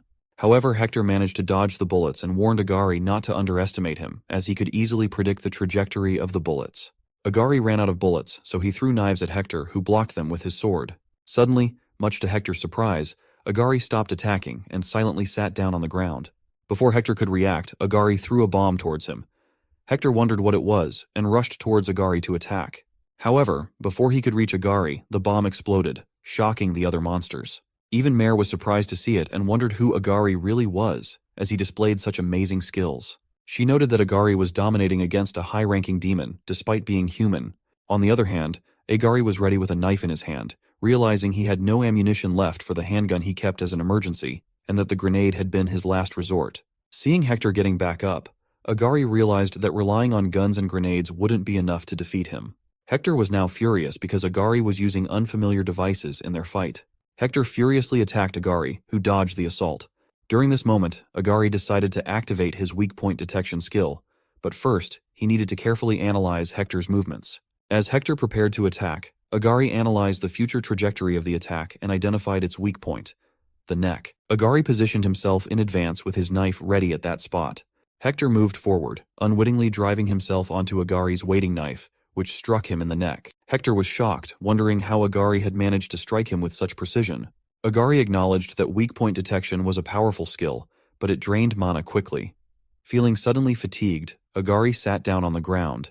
Agari became tense as he realized he had run out of mana, which was bad news for him. The monsters also noticed that their leader Hector was dead, but seeing that Agari was exhausted, they decided to attack him. Mare also became tense because her spirits were exhausted, and she wanted to help Agari, at least to repay him for saving her. As the monsters charged towards Agari, suddenly someone cast a fire spell, engulfing the entire group of monsters in flames and wiping them out. Agari noticed that the firepower from the flames was on a different level compared to Nagase Reina's. Suddenly, a voice came from Mare's side, apologizing for being late. Mare was happy to see her and addressed her as master. Hearing this, Agari realized she was the sage Elbana Karet whom he had been seeking. Elbana Karet thanked Agari, acknowledging that he seemed to have been trying to help her disciple based on the situation. Agari replies that it was just a coincidence and asks if she is the great sage Elbana Karet. Elbana Karet confirms with a yes and adds that compared to before, she is now just old and frail. Agari tried to use his appraisal skill, but his mana was too low. Still, Agari knew that the sage Elbana Karet was very strong and he would never be able to defeat her. So he guessed there was no point in hiding anything. He had to be honest with her. Elbana Karet asked Agari if he had some business with her, and he responded with a yes. Elbana Karet said that there was no reason for someone to come to her without a purpose, and she thanked him for saving her disciple. She promised to do her best to answer his questions. Mare then asked Elbana Karet if they should head back home, as the area reeked of blood and the wolves might come soon. Elbana Karet agreed with Mare and asked Agari to come along, saying he also needed some rest. Agari agreed, and while walking with them, he thought that so far the situation was favorable and helping her disciple was worth it. The scene then shifted to some time later when Agari and the others arrived at Elbana Karet's house. After entering, Mare said she was going to take a bath. Agari then asked Elbana Karet why she was living in such a remote place. Elbana Karet responded that she had several reasons, but mainly because she wanted to return to nature. Even during her retirement, many people tried to take advantage of her. Agari responded that he understood since her home wasn't easy to visit. Elbana Karet shared that sometimes skilled people like him do come to her home, and she wasn't an evil person who would reject those who seek her out. Agari directly told her that he was one of the hero candidates entrusted with the mission to subjugate the Demon King. Elbana Karet responded by saying that they were the third generation of hero candidates. She also mentioned that she had heard rumors but never expected that they had already been summoned. Upon hearing about the third generation, Agari was stunned and then recalled Leonora's words implying that they had summoned several hero candidates before. Elbana Karet mentioned that they had also summoned hero candidates roughly 4 years ago, which was their second summoning. The first summoning had occurred about 10 years ago.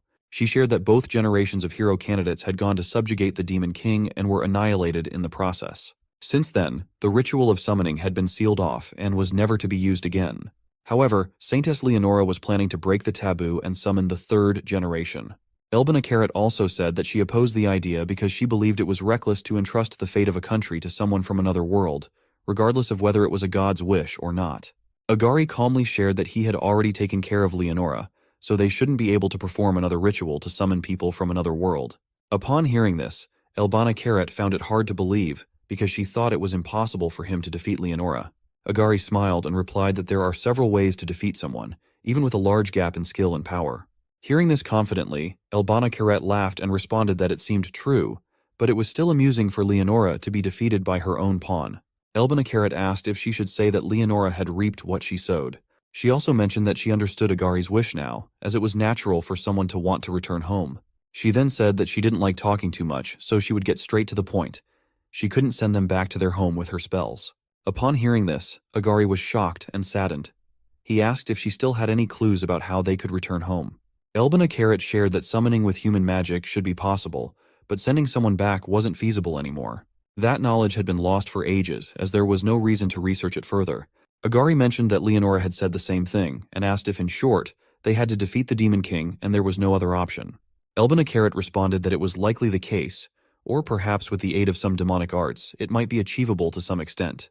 Upon hearing about demonic arts, Agari said he guessed he needed to investigate that next. Elbina apologized for not being able to help him further and expressed her gratitude for him saving her disciple. She promised that if she found anything useful, she would let him know. Agari thanked Elbina for her words. In response, Elbina smiled and suggested that perhaps he might be able to defeat the Demon King. Agari replied that he didn't want to undertake such troublesome work, but if there was no other choice, he would have to defeat the Demon King. Seeing the rage and killing intent on Agari's face, Elbina became tense and thought that Agari seemed different compared to the other hero candidates she had encountered so far. It felt like he had grown up in a place that was dark and cold. Lastly, Agari thanked Elbina for her time, and asked her to contact Siren from the Adventurers Guild if she found anything useful. Elbina then decided to entrust Mare to Agari. Just as Mare emerged from the bathroom after her bath, she suggested to Agari that he should also take a bath, considering he must have gotten dirty after climbing the mountain and the battle. Agari agreed with Mare, saying he thought she was right and decided to take a bath. Elbina interrupted them and told Agari that she had a suggestion. Agari asked what it was. Elbina then asked Agari why he didn't bring her disciple on his journey. Mare was stunned and asked if by disciple, Elbina meant her. The scene then shifted to Veldora Demonic Kingdom's eastern region, the frontline battlefield with the Holy Kingdom of Degarest, where Agari and Mare were heading towards a destination. It seemed Agari had to take Mare with him on his journey. Agari praised the weather and mentioned that he had heard the weather in the demonic territory was harsh. Mare responded that the place where they were standing used to be the territory of the Holy Kingdom until recently, and the harsh weather should be even more severe deeper into the Veldora Kingdom. Agari understood that the territory had been invaded by the Demon King's army. Mare also mentioned that around the western region of the Uragano mountain range, there's a big city called Neutrat, and there should be villages around that city. She also mentioned that currently, the city had fallen to the Demon King's army and had become the front line, which was their destination. She estimated it would take them about 2 days of walking to reach there. Agari hesitantly asked what had happened to the people who were living in that village. Mare sadly responded that half of the population had been killed, and the other half were enslaved by the demons to perform forced labor. Some people managed to escape to the other side of the mountain.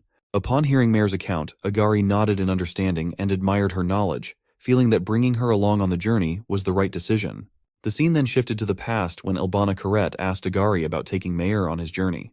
When Agari initially declined, Mare was shocked and shouted at him to at least consider her. Elbina started laughing after hearing Agari's comment and advised him not to speak like that. She pointed out that for someone who had recently arrived in this world, Mare would be quite useful due to her extensive knowledge passed down through generations. Elbina also mentioned that she had been looking for an opportunity to send Mare on a journey, but she was concerned about sending her adorable disciple alone. Hearing this, Agari looked confused and asked Elbina why she was still entrusting Mare to him, since Elbina could have taken Mare out on her own. Elbina responded that she no longer had the capability to embark on journeys herself. Despite appearing young and healthy from a human perspective, her time and abilities were limited, and then someone suddenly appeared and saved her disciple's life. Mare also expressed her appreciation, but she needed time to think. Before Mare could finish her sentence, Agari interrupted and stated that he was planning to infiltrate the demon's territory, warning that it would be a dangerous journey. He emphasized that if Mare were to slow him down, he would leave her behind. So Elbina approached Mare and reminded her that ultimately it was her decision, as it was her life after all. Mare focused on the phrase, her life, and exclaimed that she understood, declaring that she was ready to go with Agari. The scene returns to the present, where Agari tensely commented that Mare seemed tired. He reminded her that they still had a full day of walking ahead, in case she hadn't realized. Mare asked him not to expect too much from the body of a spellcaster, as she had been training herself physically the entire time, despite her magical focus. So Agari suggested they call it a day and rest. Hearing this, Mare was surprised and asked if he hadn't said he would leave her behind if she slowed him down. Agari asked Mare what kind of nonsense she was talking about, reassuring her that he wouldn't leave her behind for such a reason. He then asked her to hurry up and set up the camp, Mayor was impressed by his response and replied that she understood and would set it up in a few minutes. The scene then shifted to nighttime, with Agari and Mayor sitting around the bonfire. Mayor was eating and Agari was staring at her hesitantly. He then mentioned that she probably already understood, but the journey would soon become dangerous. And he wouldn't hesitate, even if the journey became dangerous, because he was determined to return to his home world. However, he acknowledged that Mayor might not have as compelling a reason to join him so far. Agari then asked if he was correct in assuming that Elbana Carrot wasn't lying, and that Mayor had her own reasons for joining him. Mayor responded that she didn't know how to explain it well, but she had experienced loss. Her previous home, the Elven village, had been destroyed by the Demon King's army. Upon hearing this, Agari asked if the war was supposed to be between humans and monsters. Mayor responded that such distinctions were trivial, as the demons overwhelmed all races. She explained that her father, mother, and even her little brother had been killed. She survived because her father sacrificed himself as bait to distract the monster's attention. She also recounted that during that time she couldn't do anything to help, and after the Demon King's army left the village, she was left for dead. It was then that Elbana Carrot found her and took her in, becoming her master and mentor. Agari stated that he wasn't interested in her past, he just wanted to know her goal. Mayor responded that he should have deduced it from her story. The reason she became Elbana Carrot's disciple and a spellcaster was to gain the power to defeat monsters. Mayor's eyes filled with fury and vengeance as she declared that everything she had learned from her master over the past 10 years, including her training, was all for the sake of revenge. She vowed to personally wipe out the man who had killed her family with her own hands. Agari was surprised and asked for the name of the demon. Mayor responded that it was one of the 4 heavenly kings, Wimberg, who was known as the Heavenly King of the Wind, and also one of the highest leaders in the Demon King's army. Agari then asked if the reason Mayor agreed to join him was to get closer to Wimberg. He also mentioned that for now, he didn't have any personal reason to fight against the demons. Mayor also mentioned that she didn't understand why Elbana Carrot had given her permission after meeting Agari. Since they were discussing their masters, she admitted she didn't know what Elbana Carrot was thinking, which was why she would follow Agari's instructions for the time being. Agari responded that he understood her situation. He then recalled Elbana Carrot asking him to take care of Mayor, confident that he could handle her. Agari then understood why Elbana Carrot hadn't allowed her disciple to go on a journey alone. Mayor might have risked her life aimlessly pursuing revenge. Mayor apologized to Agari for bringing up such a heavy topic and reassured him not to worry, as she didn't want to involve him in her quest for revenge. Agari understood that Mayor was determined to pursue her revenge herself. He asked Mayor to end the conversation and go to sleep, as they had to travel the next day. Mayor agreed and mentioned that she would set up spirits to keep watch. They would alert them if any monsters approached. While Mayor slept peacefully, Agari pondered about the 4 heavenly kings of the Demon King's army. He observed Mayor sleeping soundly, then quietly exited the tent. He reflected on how his previous enemy had been a high-ranking demon, and now he faced another one even stronger. Realizing they needed to become stronger before facing such powerful foes, Agari quickly decided to set aside those thoughts for now. He recognized that worrying about that wasn't productive at the moment. The scene shifted around the western corner of the Holy Kingdom's fort, where the high-ranking officials said that now, with the heroes' candidates, it's the right time to go on the offensive. Others agreed and asked where they should begin their attack. Amelia also said that attacking Fort Arliss would be a good start. It used to be their fort, so this is a chance to take it back since it is currently their frontline base. If we break them, the enemy will retreat for sure, said Heinrich. He responded that it was a reckless plan, noting that they had been on the defense until now, so why were they suddenly going on the offensive? The high-ranking officials asked Heinrich what would happen even if those hero candidates were his subordinates. Amelia said that Heinrich had a point, but the enemy might still be underestimating them for now, so they wouldn't expect a sudden offensive. She then asked Midu Shuji if his body had been discovered. Midu Shuji responded with a yes, adding that if they told him to fight, he would wield his sword. After that, Heinrich, Midu Shuji, and Hashimoto Mere headed back. Heinrich said that the plan would be executed the next day, and noted that it was rare for Amelia to be this aggressive. Hashimoto Mere asked if Heinrich thought the plan would go smoothly, noting that everyone was pretty confident back there. Midu Shuji responded that if they were going to do it anyway, it was good to be on the offensive while the enemy was still regrouping their forces. So, he believed it wasn't a mistake. Heinrich responded that they were relying too much on the hero candidate's power and abilities, which made them overconfident. He also said that although they were only reinforcing their defenses outside of their command, they couldn't disobey an order from the higher-ups. Hashimoto Mere asked tensely, "We didn't have any choice, right?"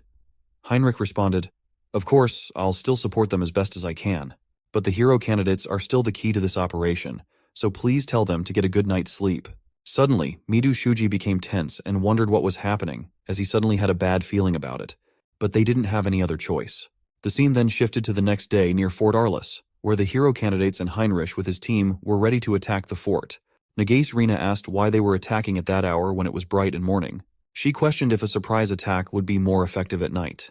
Heinrich responded that demons could see clearly in the dark, so attacking at night might actually put them at a disadvantage. Midu Shuji mentioned that he wanted to confirm their goal, to defeat the monster's leader while the main force distracted the monsters. He pointed out that the monster's leader was likely to be a high-ranking demon. Midu Shuji told the hero candidates that he would take the lead when the battle started. He instructed them that if he wasn't nearby, they should either buy him some time or retreat. Just then, a guard approached Heinrich and informed him that there was a message from the main force, indicating it was time to begin the operation. Heinrich instructed Midu Shuji and the others to charge in. Without hesitation, everyone attacked the fort and stormed inside. Amelia shouted for everyone to annihilate the monsters. Unbeknownst to them, their actions were being observed by Stone Gaia, the king of the demon army. The scene then shifted a few seconds later, where Heinrich and some hero candidates entered the main tower of the fort. The monsters inside were stunned and attempted to attack, but Midu Shuji swiftly cleared them out in a matter of seconds. Heinrich cautioned Midu Shuji not to let his guard down, as there was still a high possibility that the enemy's leader was in the hall. Suddenly, they found themselves surrounded by monsters from both sides. Some hero candidates asked Midu Shuji what they should do. Heinrich then instructed Midu Shuji to leave their back to the 8th Night Order and proceed toward their goal.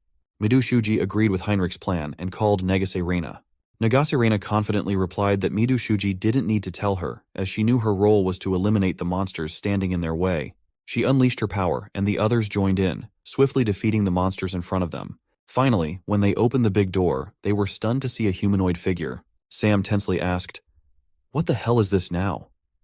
Arashi Shunshuki also asked the Demon King if this figure was their leader. Stone Gaia then revealed that he was one of the 4 heavenly kings of the Demon King's army. Kanzaki Rin and Hashimoto Murray became tense upon hearing this. Midu Shuji also felt uneasy, realizing that the pressure emanating from Stone Gaia was far from normal. Stone Gaia drew his sword and challenged them to see who was stronger. Midu Shuji instructed everyone to get ready, but deep down he was trying to muster his courage. He knew that if they were defeated by Stone Gaia, the sacrifices made by the main force would be in vain. So they were all ready to fight, but instead of attacking, Stone Gaia sat down and touched the ground. Midu Shuji was confused, but to their surprise, an orange circle appeared around Stone Gaia. The hero candidates became tense upon seeing it. Dirt surged from the ground, summoning numerous golems that appeared before Raka and the others, shocking them. Stone Gaia then commanded the golems to attack and eliminate the hero candidates. Midu Shuji instructed everyone to hold off the golems. Narumi Yoshia responded affirmatively and began attacking with his nature power, cutting down golems with sharp leaves. Arashi Shunshuki also joined in, punching through the golems with fire blasts. Arashi Shunshuke laughed and remarked that no matter how many golems there were, those slow-moving creatures were nothing for them. However, Stone Gaia then used his magic, causing the broken golems to regenerate their bodies. Upon seeing the golems regenerate, the hero candidates were surprised and wondered how it was possible. Nevertheless, they resumed the fight, breaking down the golems only to witness them regenerate again.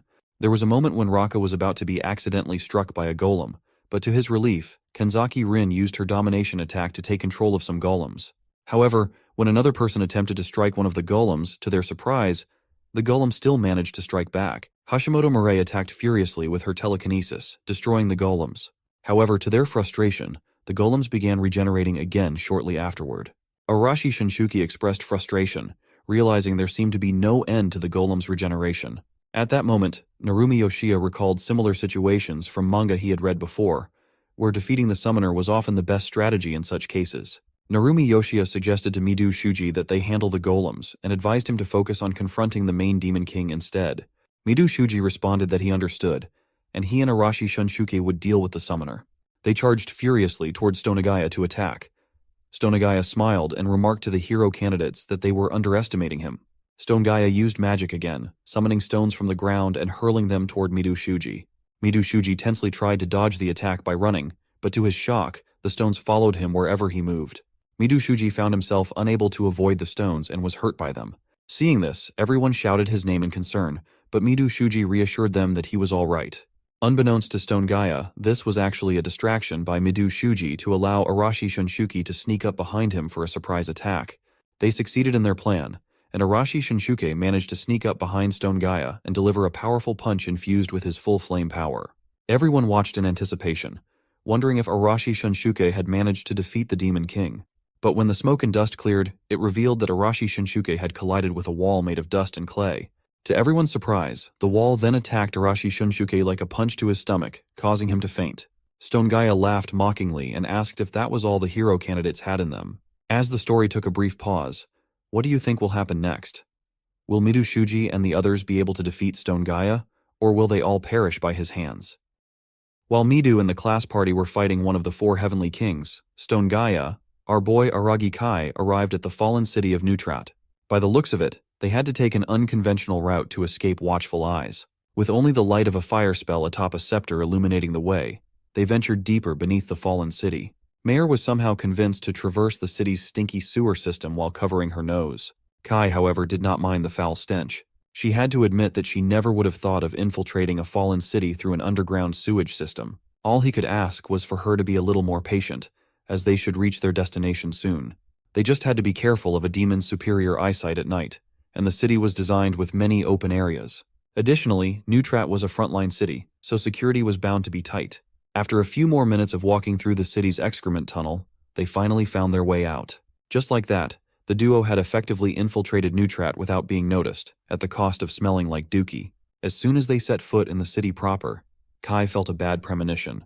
His senses indicated that someone was coming, so they had to hide in a barrel like it was a 90s cartoon. A few moments later, 2 guard demons walked through the street. One of them was complaining about being selected as a guard for the witch. However, the position to serve under the witch was not given based on personal achievements. The complainant might not have had the motivation for it, but he had the skills. That did not prevent him from being reprimanded by the witch, though. As the 2 demons walked away, mulling over the problems of their chain of command, Kai and Mayor emerged. Kai wondered what the deal was with this witch. As far as he was aware, she should be the Princess of Demons and the new governor of Neutrat City. Mayor knew her as the Witch of Space, and she would be their current target. Before they set off, the sage floated Kai the idea of meeting with the witch who controlled space and lived in Neutrat. The witch might be the only one who could fulfill his wish. They might have gotten into the city, but reaching the princess would require some heavy planning to prevent a battle they couldn't afford. A veteran assassin would carefully gather more information while maintaining obscurity, and that was precisely what Kai laid out. Mayor swore to never get in the way and to follow his orders to get through this mess. The fallen city had officially turned into a demon stronghold, where they could organize and settle for their next conquest. If you looked around, you would see demon soldiers just living their lives and laughing with friends. They would drink and get drunk in the middle of the day, just like degenerate humans. Using the abandoned houses as their cover, Kai and Mayor carefully took note of the city's current situation. Mayor even found the lack of trouble disappointing, as they just watched demons living their normal daily lives. Kai believed that as long as a species could converse and possess intelligence, they would live just like humans. But Neutrat was not as peaceful as it initially seemed. Some of the original human residents had been turned into slaves to help the demons with logistics in their new houses. The demons did not treat their slaves kindly. They would gladly bring out the stick to beat human slaves if they felt like doing so. This time, Mayor was surprised to see such cruelty. It was to be expected, though. It was common knowledge that demons tended to enslave humans, so this type of cruelty was to be expected. Mayor knew this simple fact, but seeing it with her own eyes was still jarring.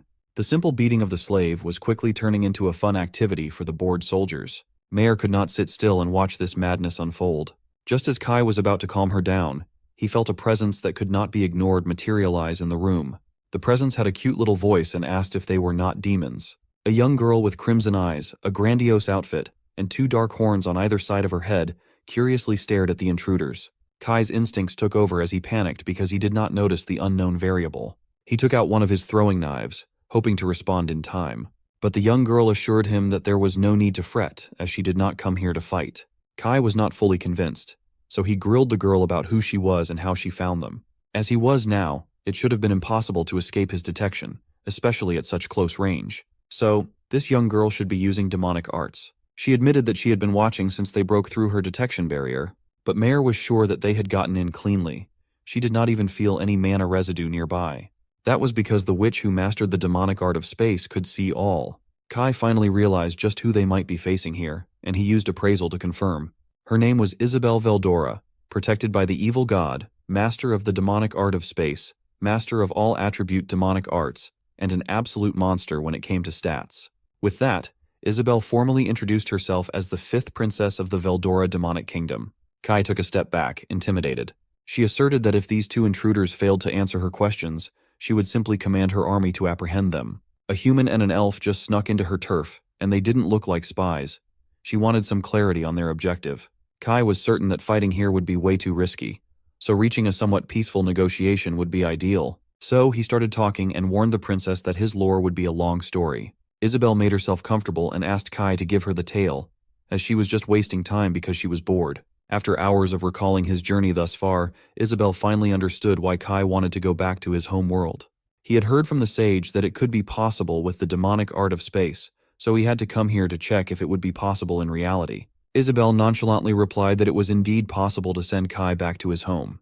For the first time in a while, he finally stumbled upon a solid lead. He was lucky that the Witch of Space was open to talk, as she didn't feel like a normal demon. She did not harbor any hatred toward humans.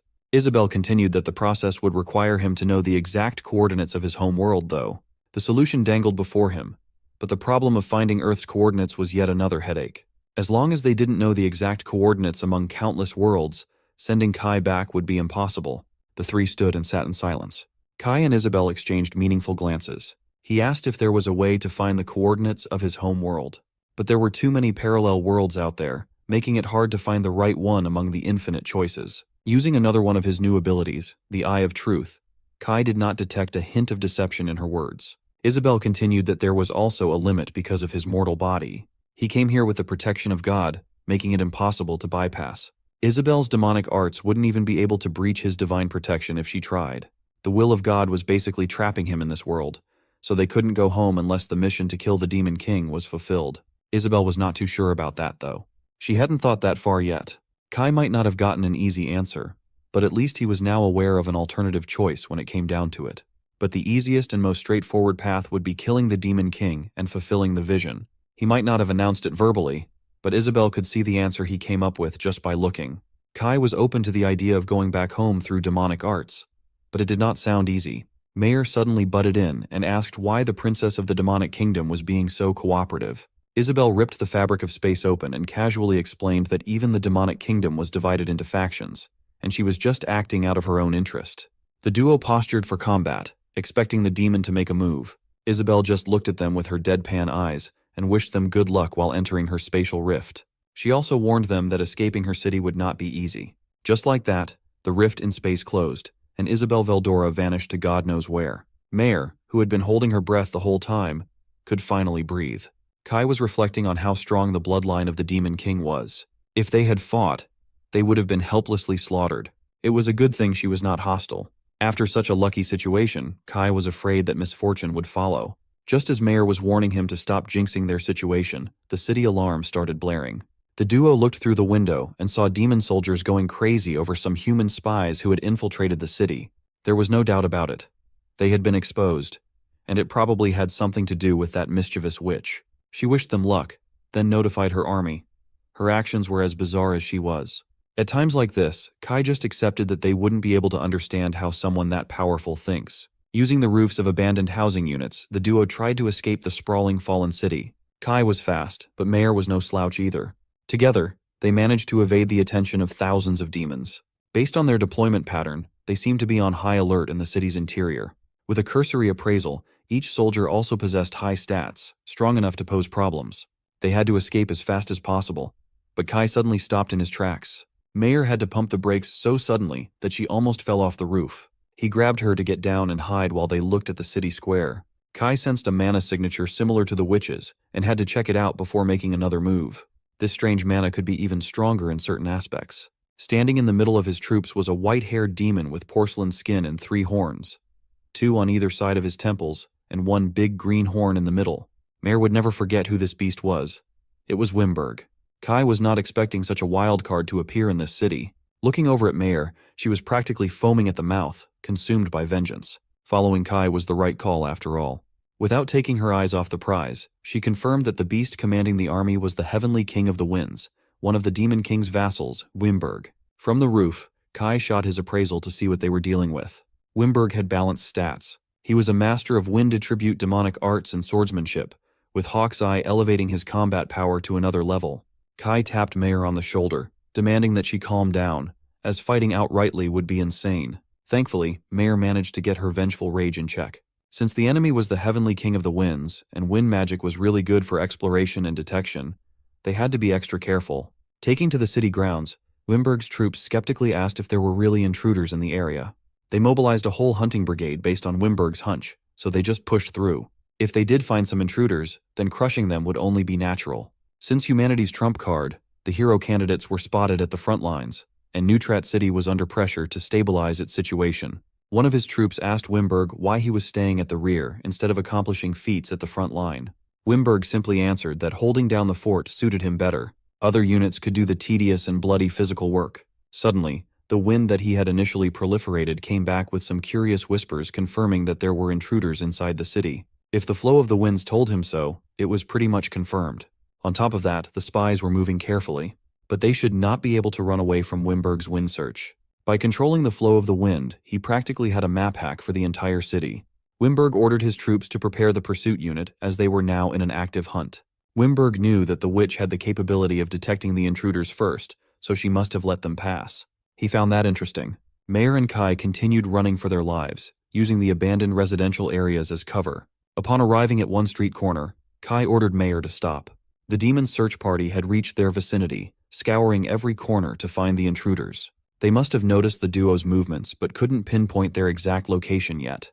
Mare had also noticed that the winds had been moving unnaturally for a while, making the spirits restless. It must be that troublesome wind search skill desperately trying to catch a whiff of them. Mare could disrupt the unnatural wind flow with her spells, but that would telegraph their position. Since they hadn't been spotted yet, they needed to reposition wisely to avoid being overwhelmed by the sheer number of demons. Demonic soldiers patrolled the streets, their heads darting all around the area. The duo was still coasting at the lowlands to avoid the unnatural wind flow, but it was only a matter of time before the army searching for them would finally spot them. Thanks to Mare's dwindling stamina, they were detected. Kai decided to use the city's landmarks to their advantage, but for this to work, Mare would have to act as a decoy. Without waiting for her confirmation, Kai parkoured to the top of the houses, leaving Mare alone on the streets. While she complained below, Kai pumped her up with the promise of revenge, making her realize that crying would not help them right now. Seeing the duo split up, the demons turned their attention to the elf girl, whom they could easily catch. They also detached some men to try and find the slippery Kai. Mare finally stopped running and turned around to cast a spell. She commanded fire spirits to grant her the power of salamander, making the demons stop in their tracks. Before they could realize what was happening, they were already cooked, literally and metaphorically. Unfortunately, such a flashy spell was bound to attract even more enemies, and so Mare's position was revealed, and battalions of demons closed in on her spot. Taking advantage of this commotion, Kai jumped to the distracted battalion's rear. From there, he started handing out tickets to hell, one slash at a time. The first death was confirmed, yet the other demons of the battalion still hadn't noticed. With a combination of efficient slices, Kai made demon mincemeat on the street. Finally noticing the successive thudding noises from behind him, the battalion captain turned around. What he saw was his whole group slaughtered, lying in pools of their own blood. That split second of fear was easy enough to exploit for a seasoned assassin. The captain called Kai a coward, and he responded by wiping out the battalion with another thick splatter of gore. Meanwhile, Mare was still stuck in the streets, using Undine, a water spell, to overwhelm the enemies. Using Undine in a crowded hall was quite effective in staggering the demon army's advance. Still, as the raging water pushed them back, the demons tried their hardest to push forward. Mare knew that all she was doing was slowing down her demise. But she had no other choice, as there was no end to these demons. It was a hopeless situation until she noticed some unnatural splashes at the back. In quick succession, the demons at the rear continuously fell victim to the blade. Mare also had an easier time pushing the dwindling number of demons back with her water spell. One slash to the throat to end it all without a fuss. Who could have done such a thing? When one of the demons finally noticed the fall of his comrades, it was too late. He was rewarded with a throwing blade lodged deep in his skull. He couldn't help but feel as though he had just encountered the Shinigami, the god of death. Kai easily made his way through the trapped army, his body stained by their blood. As he retrieved his blades, he praised Mare for being a good decoy and making his life a lot easier. She was pleased with the compliment, but that didn't change the fact that she was almost killed. The duo might have succeeded in concealing their movements, but Wimberg was growing impatient. His army wanted to call more allies for backup, but Wimberg found that unnecessary. He felt that sending for more demons would only increase the casualties on their side. And so, Heavenly King Wimberg gladly took on the assignment by himself. Mayer and Kai had gotten close to the exit, only to be interrupted by a strong gust of wind enriched with mana out in the open. After the cursory detection, homing sharp wind missiles made their way to the duo. Mayer maintained her calm and called Sylph, the spirit of the wind, to intervene. Using this spell, she was able to kill the momentum of the wind missiles. Kai prepared himself for an even bloodier battle as the real big shot had just joined in. From above, Wimberg scanned the whole city while commanding the wind to his whims. He admitted that the intruders this time were not just mere rats. Mayer looked at the man who had ruined her life with unbridled vitriol. This was her chance to get her much-needed revenge. She must be ready to take it with confidence. Luckily for the two of them, she had always been ready for this fight since a decade ago. As Wimberg stood in the air, surveying the battlefield, the duo drew their weapons, ready to battle. Kai was woefully certain that a heavenly king was not an opponent that mortals like them could defeat in a prolonged fight. They had to figure out a way to win quickly and go all out from the beginning. Mayer agreed, her focus unbridled as she called on the spirit of the wind, Sylph, once again. This time, the spell took the shape of wind blades, a lethal form of wind spirit magic that homed in on Wimberg. The Heavenly King just looked at the incoming attack and felt insulted by its quality. It was rare for an opponent to dare to use wind against him, the Heavenly King of the same element. The enemy would have to be either brave or foolish to do so. With a mere thought of neutralizing the incoming attack, Wimberg dispelled the wind blades by overpowering them with his own wind. They could not even touch the wind barrier he created, scattering into nothing. However, this technique was exploitable for Kai, as Wimberg had just obstructed his own vision. Unfortunately, it was not so simple to take advantage of. As he tried to charge at the assumedly blinded enemy, he was forcefully stopped by solid and sharp wind missiles. That made Kai stop in his tracks.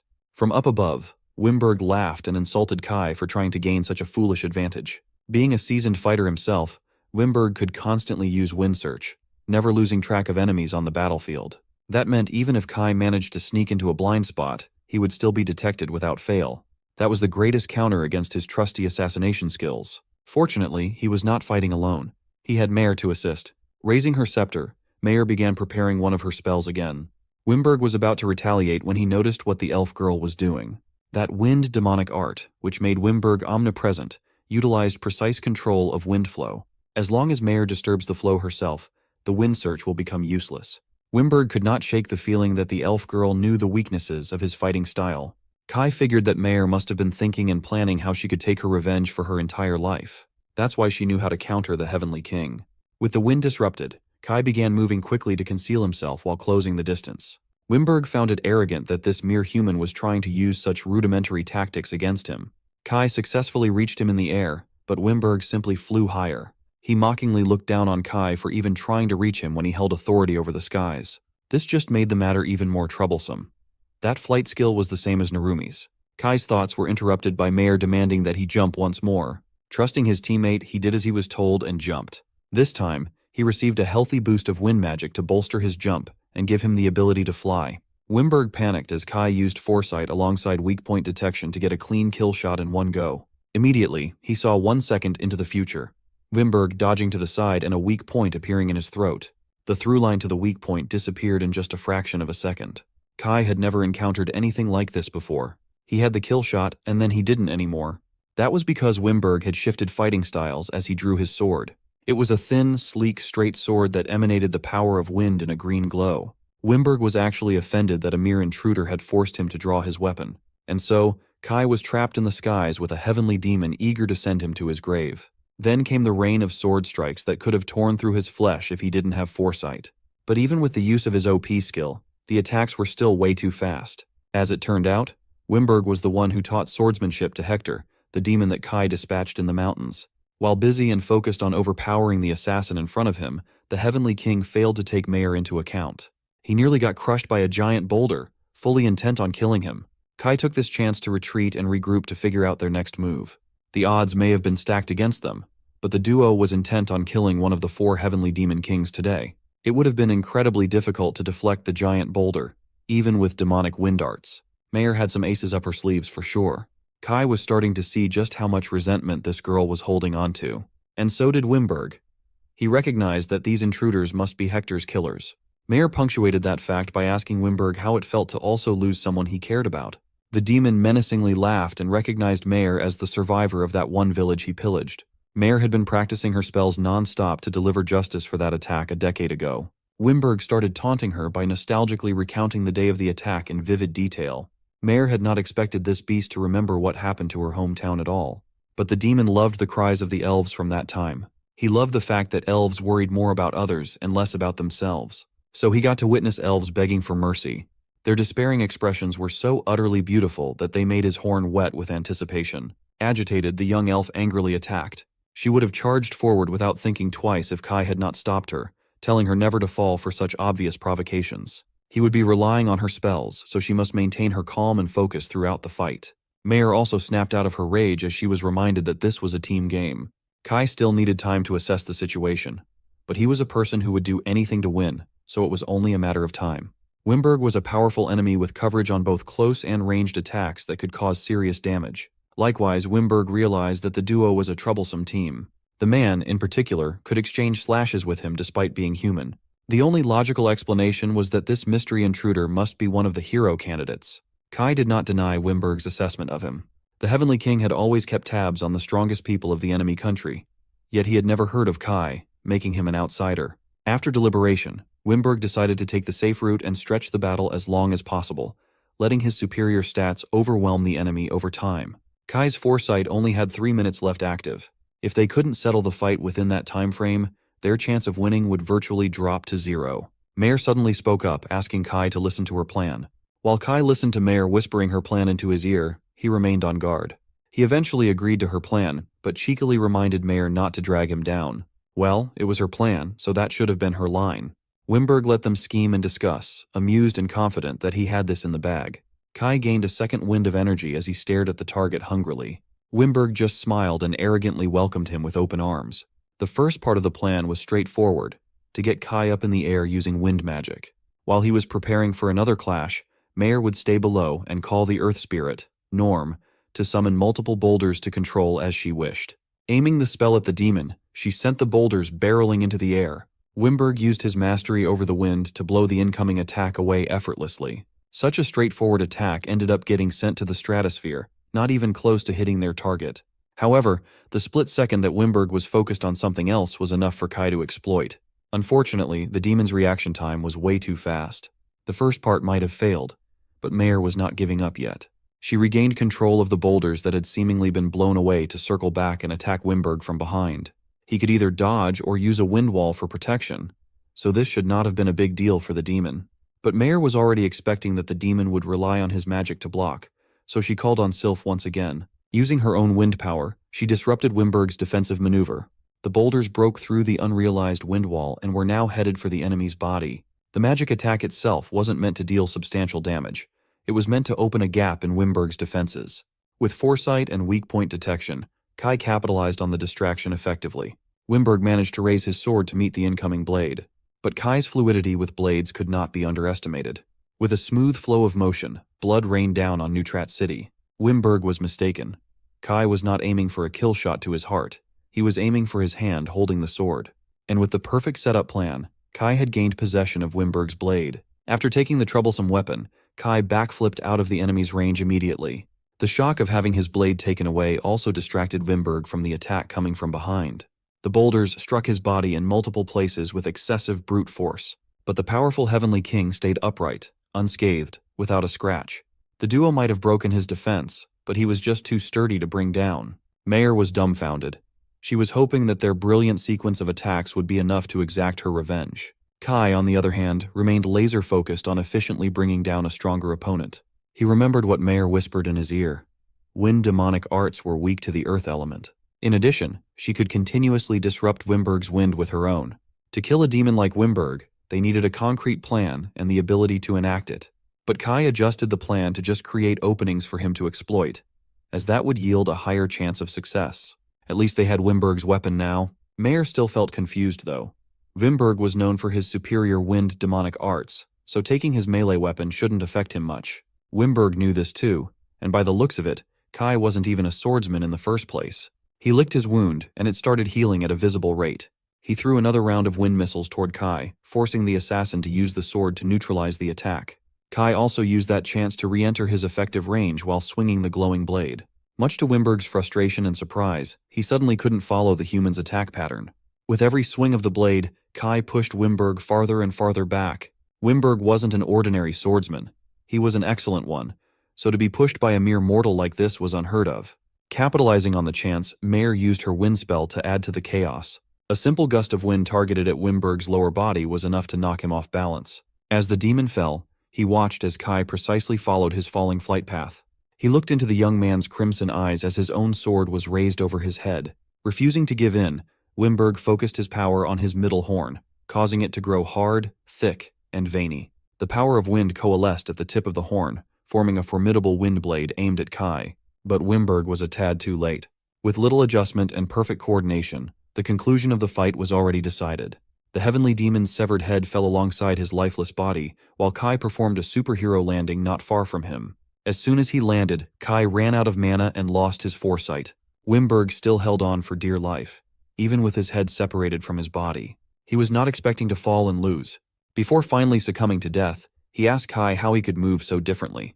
Kai confessed that it was due to the divine protection of Copycat that he could now copy the skills of opponents with his eyes. While experiencing Wimberg's swordsmanship firsthand, he copied his whole style with this skill. Kai wasn't familiar with swordsmanship in the first place, but he was glad to get something useful from it. Wimberg assessed that he must be blessed by the god of creation. For that alone, he could be called the trump card of humanity. To rub salt in the Heavenly King's fatal wound, Kai affirmed that he got Copycat after killing Wimberg's disciple, Hector. Wimberg spent his last breath calling his disciple an idiot for letting an enemy survive and grow stronger. Kai sat on top of the battlefield's debris, wondering what their next move should be. Now, he had a firm grasp of how strong one of the 4 Heavenly Kings was. There should be 3 more demons as powerful as this one, and the Demon King was surely much stronger. The king also had his bloodline, like Isabel, on his side. Kai admitted that he would be no match against the final boss currently, and sighed. He looked up and saw Meyer walking toward Wimberg's corpse with a blank expression on her face. She asked Kai if the job was done, and he confirmed that it was. He turned to her and curiously asked how it felt to achieve her revenge after years of planning and wishing for it. Meyer admitted that she felt nothing. She had risked her life to achieve this momentous feat and felt no satisfaction after doing so. But she felt somewhat relieved that the baggage had been released. Wimberg might have died, but her mom, dad, and the other villagers were never coming back.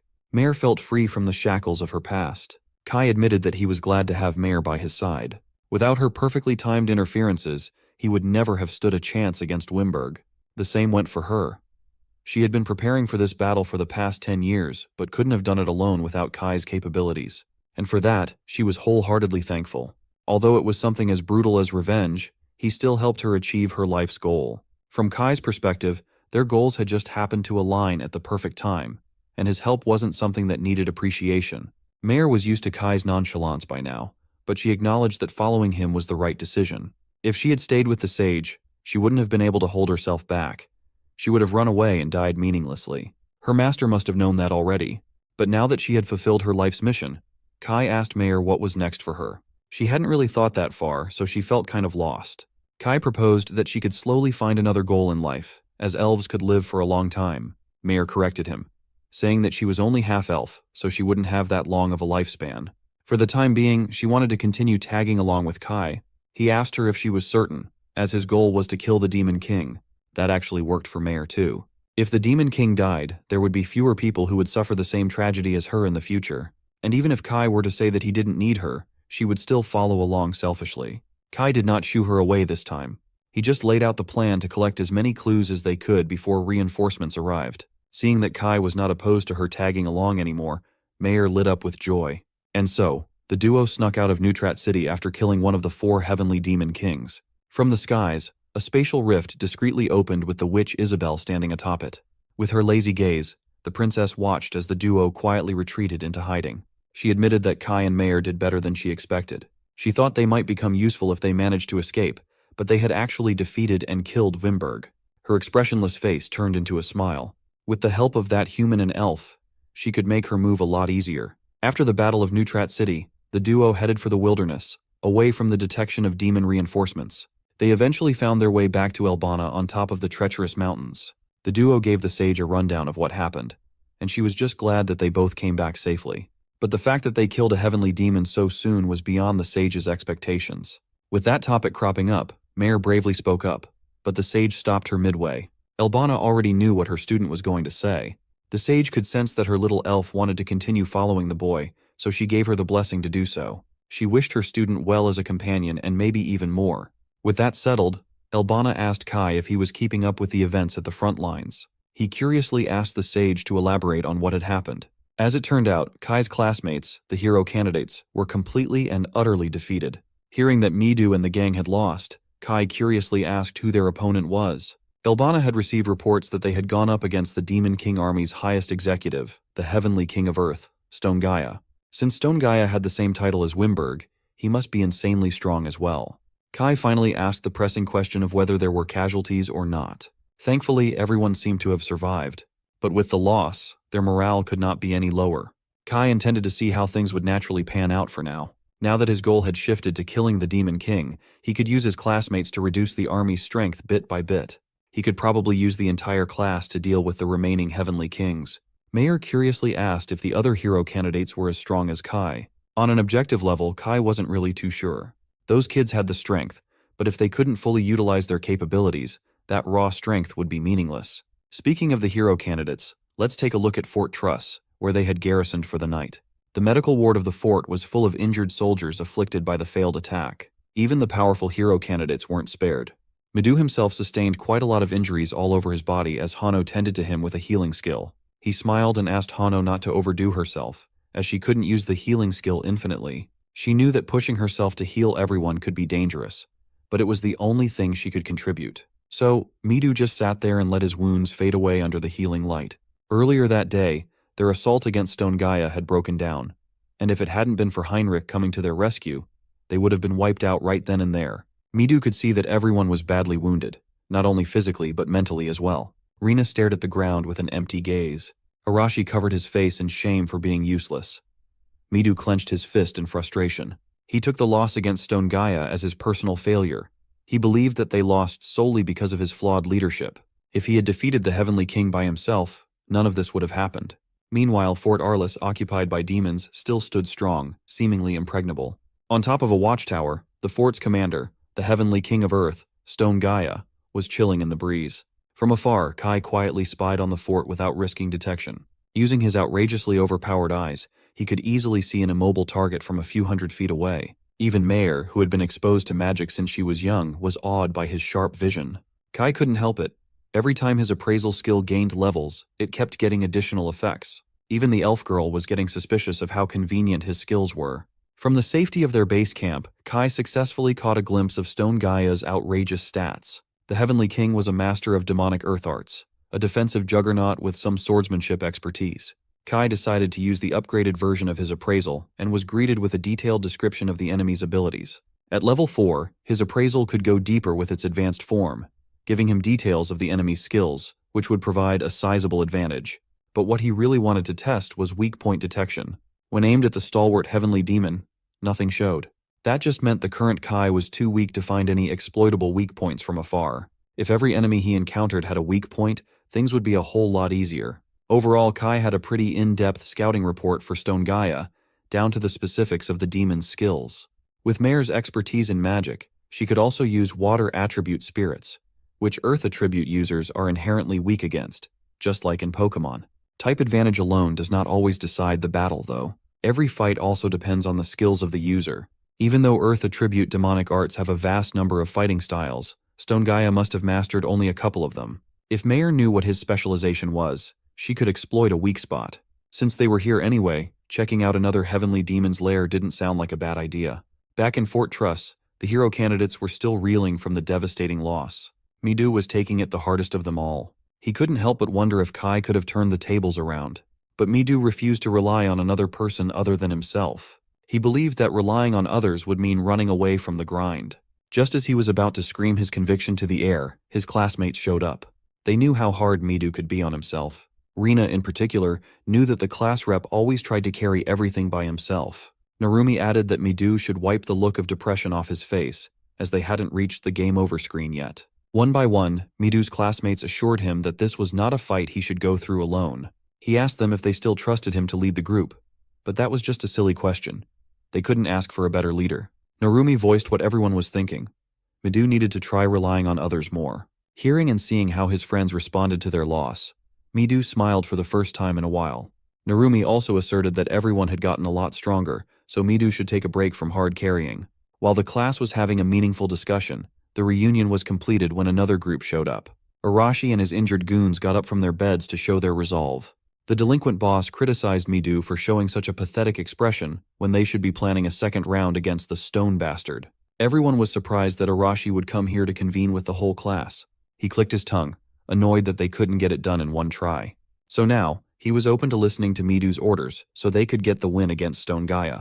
The other classmates were just glad to see Arashi finally uniting with the rest of the class. With a newfound fire in his heart, Midu declared that they would go for another run against the demon who had trashed them. Arashi liked this more determined version of Midu.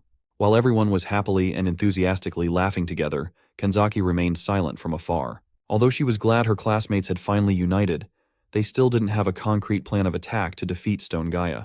Her worries instantly disappeared as soon as she heard Kai's voice calling her name. Looking around, she saw Kai hanging around the stairs, warning her not to make any loud noise as he didn't want to get noticed. Kanzaki obliged, covering her mouth to stop herself from making excited noises. Kai had come to confirm what happened in the battle against the Heavenly King of Earth. He pressed Kanzaki for details on the kind of demonic art Stone Gaia had used. After receiving Kanzaki's extensive report, Kai got a good grasp of Stone Gaia's fighting style, which focused on controlling golems. She was certain that the demon's style was mostly concentrated on that aspect of demonic arts. This much was right in the range of Mayer's prediction. Hearing him mention another woman's name, Kanzaki felt her blood pressure spike. Kai refused to elaborate and thanked her for the information. She nervously asked if he would be helping the class this time around.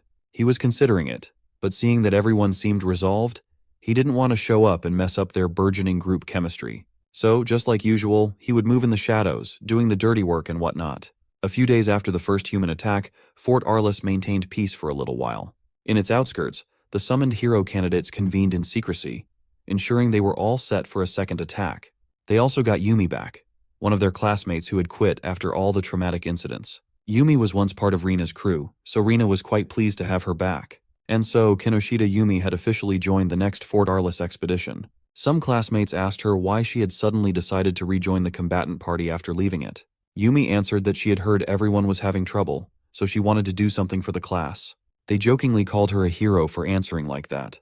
But in her mind, Yumi actually had second thoughts about this gig. You see, 5 days ago, she had been working as a waitress in a local inn. Every single day since she got this job, she had been working non-stop to the point of exhaustion. Inside her room was Kai, greeting Kinoshita as if creepily standing in someone else's room was normal. It must have been the fatigue from working all day, but Kinoshita politely returned the greeting. Once she realized what was going on, and that there was an edgy teen in the corner of her room, Kinoshita finally freaked out. It took her a while to compose herself, but she managed to do so. When asked why he was in her room, Kai started explaining the struggles of Midu and the rest of the class on the front lines. He added that to overcome their current situation, they were going to need Kinoshita's skill, the divine protection of water manipulation. That was also why he had snuck into this place. Kinoshita had quit the combatant party though, but Kai could see the qualities needed to return as a proper combatant in her. He reckoned that this girl wanted to fight with the others. It was Leonora who had imprinted fear on her, but that wouldn't be a problem since that witch had died by Kai's bullets. With Leonora gone, Kinoshita should not hold back anymore. With time, the wounds in her heart had already healed too. Kinoshita was also a really bad waitress, breaking plates every single day. In reality, she had been itching to help Nagase and the others. Kinoshita looked into his eyes and knew that denying it wouldn't get her anywhere. She hadn't expected that a classmate would pay attention to her like this, so she was quite surprised. Kai immediately cleared up the situation, as he was just scouting for a usable pawn. Ignoring that last statement, Kinoshita asked how he could join the combatant party when he was technically a wanted criminal. It's impossible to join the Holy Kingdom's army with a criminal record, so he wouldn't be officially enlisting. But moving as the group's shadow didn't require a clean criminal record. Back to the present, Kai now had another pawn on the board. Kinoshita was eager to do her best and prove that her power was useful. Kanzaki still mostly kept to herself, listening to chatter here and there. She also received Kai's whole game plan a while ago. Kanzaki was just feeling a little shaky about whether Kinoshita's water would be enough to create a gap in the enemy's defense. Well, Kai wasn't the one actually fighting the demon, so the class should devise their own strategy. The only advice he could give was for them to adapt to each situation appropriately. Before dipping out, he also left a message to Midu, challenging him to show Kai just how much everyone had grown while he was away. Back on the outskirts of Fort Arliss, Midu approached Kanzaki to reconfirm their game plan one last time. They simply could not afford to get clobbered for a second time.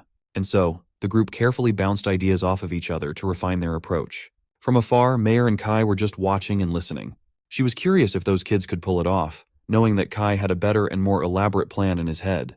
He was just taking a background role today because people won't grow if they're always told what to do. Since the Demon King was now the end goal, his classmates would have to step up big time. They had the power, but they were really bad at utilizing their gifts. For this war, Kai would keep assistance to a minimum while giving them hints from time to time. Still, what's important during a battle is deciding your moves by yourself. The demon soldiers of Fort Arliss had been deployed to man the garrison and prepare their defense. At their front gate were thousands of human soldiers sporting the flag of the Holy Kingdom.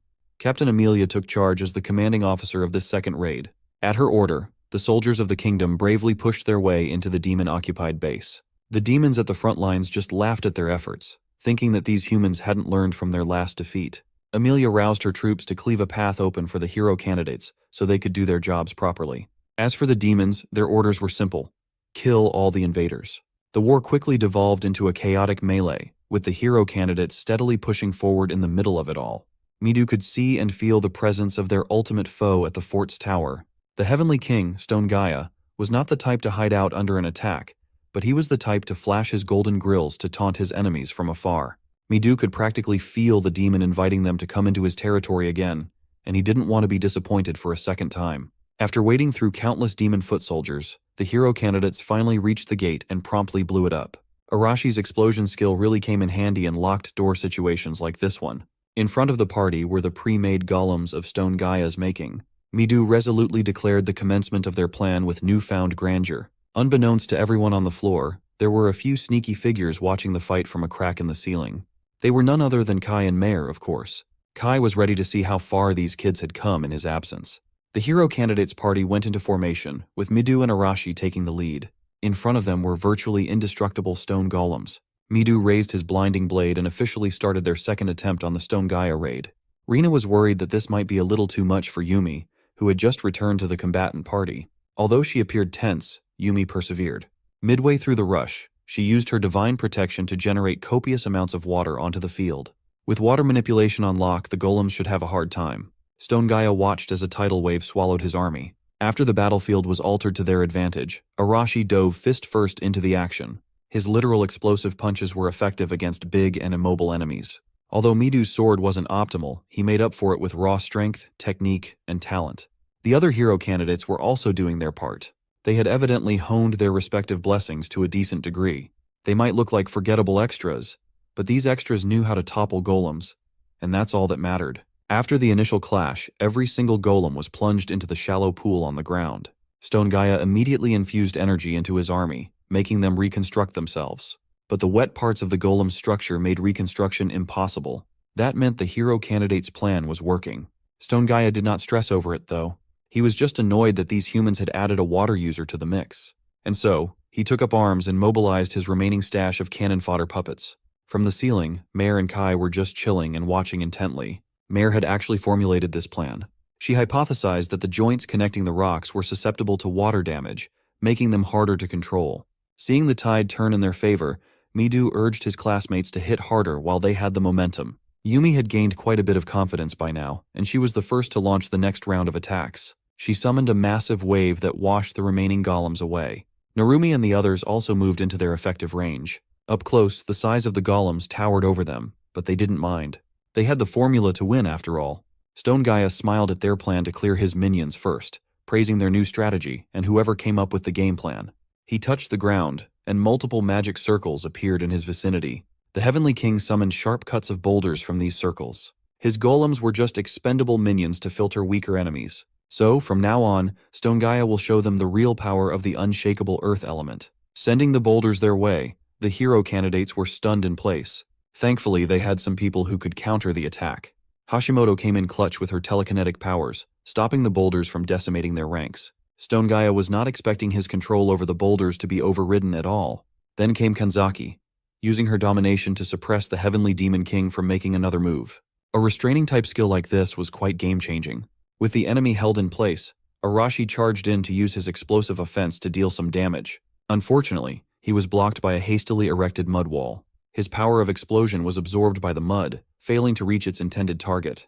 Once the explosion subsided, it was just the two of them in the middle of the field. Stone Gaia's smug smile crept up again as he arrogantly bragged that this much power wouldn't be enough to break through his impenetrable defense. At that moment, Midu used his instant movement ability.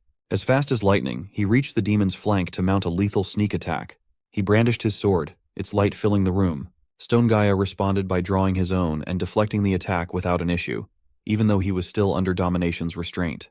Hashimoto decided to contribute by sending the telekinetically charged boulders back to their original sender. Narumi also grabbed the opportunity to sneak his wind manipulation into the mix. He summoned multiple wind lances, a stark contrast to using just one some time ago.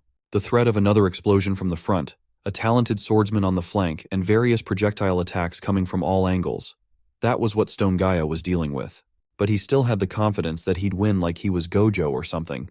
He summoned a stone wall to scatter the melee fighters and expanded it to maximize the gap. Yumi refused to squander their opportunity when they had gotten so close, so she fired up another water attack.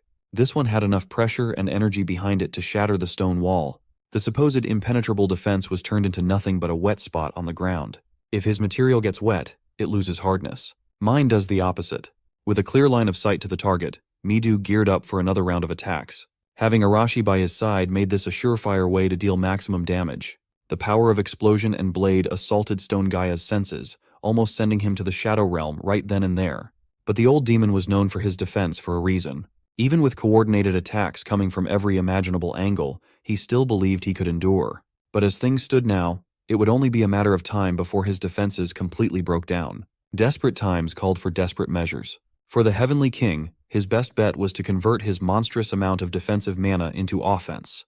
Stone Gaia's power and the pressure he emitted made the ground shake, and the hero candidates falter. At the precise moment of Stone Gaia's transformation, Kai's crimson eyes caught an exploitable weak point. He sent a throwing knife down to the middle of the demon's forehead, piercing through the skull and brain. It was the bloody end of yet another heavenly demon, and in true gamer fashion, it was a kill steal. Stone Gaia tried his best to resist death until he could no longer. His heavy corpse fell in front of the hero candidates. Seeing the nightmarish raid boss collapse, the whole class couldn't help but celebrate. They cheered for Midu and Arashi, thinking their two heavy hitters made the victory possible. But the two knew that this wasn't their doing. Both guys noticed something had intervened at the last moment.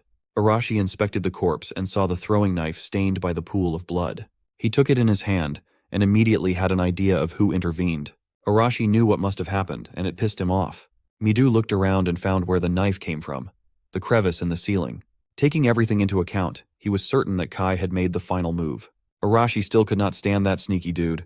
Narumi came over to the side of the supposed MVPs, sporting a toothy grin. Midu awkwardly smiled and affirmed that they had done it. But he knew he was not the hero here. Everything went as planned, thanks to Yumi's water spells. Being near Stone Gaia at the final moment, Midu felt the release of a tremendous amount of mana from the demon. Midu realized their method was like child's play. That was why Kai had to intervene at a critical time. Hashimoto noticed Midu sulking even though they'd won and urged him to join the others in celebration. Midu wanted to confide in her, but she did not give him the chance to do so. What was more important was the fall of one of the four heavenly kings. No matter what, that should be a feat worthy of celebration. Midu was pushed into the cheering crowd of his classmates. He looked at their triumphant grins and happy faces, and it made him appreciate the win. A dub is a dub no matter how you got it. The prideful Arashi, on the other hand, could not just smile and celebrate, knowing that he did not earn the credit. His group was clueless, so they just cheered for their boy. Arashi told them to shut up and asserted that he wasn't the one who finished the demon off. One of Arashi's boys happened to be close to the center and saw what happened at the end, but he chose to see it as nothing but a stolen last hit. The whole combatant party was still the one who pushed the Heavenly King into the corner. Midu took Stone Gaia's head, went to the watchtower overlooking the fort, and raised it for everyone to see while declaring that they had killed the Heavenly King of Earth. By the blood of the commander, he urged the demons to surrender. Seeing the severed head of their master, every demon dropped their weapon in shock. Captain Amelia roused her troops with a cry of victory, boosting the morale of every human in the field. Heinrich looked banged up, but he was glad the hero candidates managed to pull it off. Afterward, it did not take long for humanity to regain control of the pivotal Fort Arliss. Kai and Mare were still up to their sneaky escapades. She asked how the humans won when the number of both armies was still roughly equal. Kai explained that this was because the Demon King's army often depended on a charismatic figurehead. When that leader falls, organized resistance becomes impossible. This was also what happened after they defeated Wimberg. They were not chased by even a single demon once their leader fell. Kai identified this flaw as one of the Demon King army's weaknesses. Mayer was also curious if it was okay for Kai to get the last hit, when his goal was just to train and support his classmates from the shadows. In truth, Kai did not have a choice. After feeling the tremendous killing intent emitting from Stone Gaia's transformation, he had to intervene, or the whole class would have been wiped out. Also, he was just doing his job as an assassin. He just hoped that Midu and the rest would understand. He might not show it, but he sounded surprisingly overprotective of his peers. Changing the topic, Kai told Mayer to just refer to him by his name.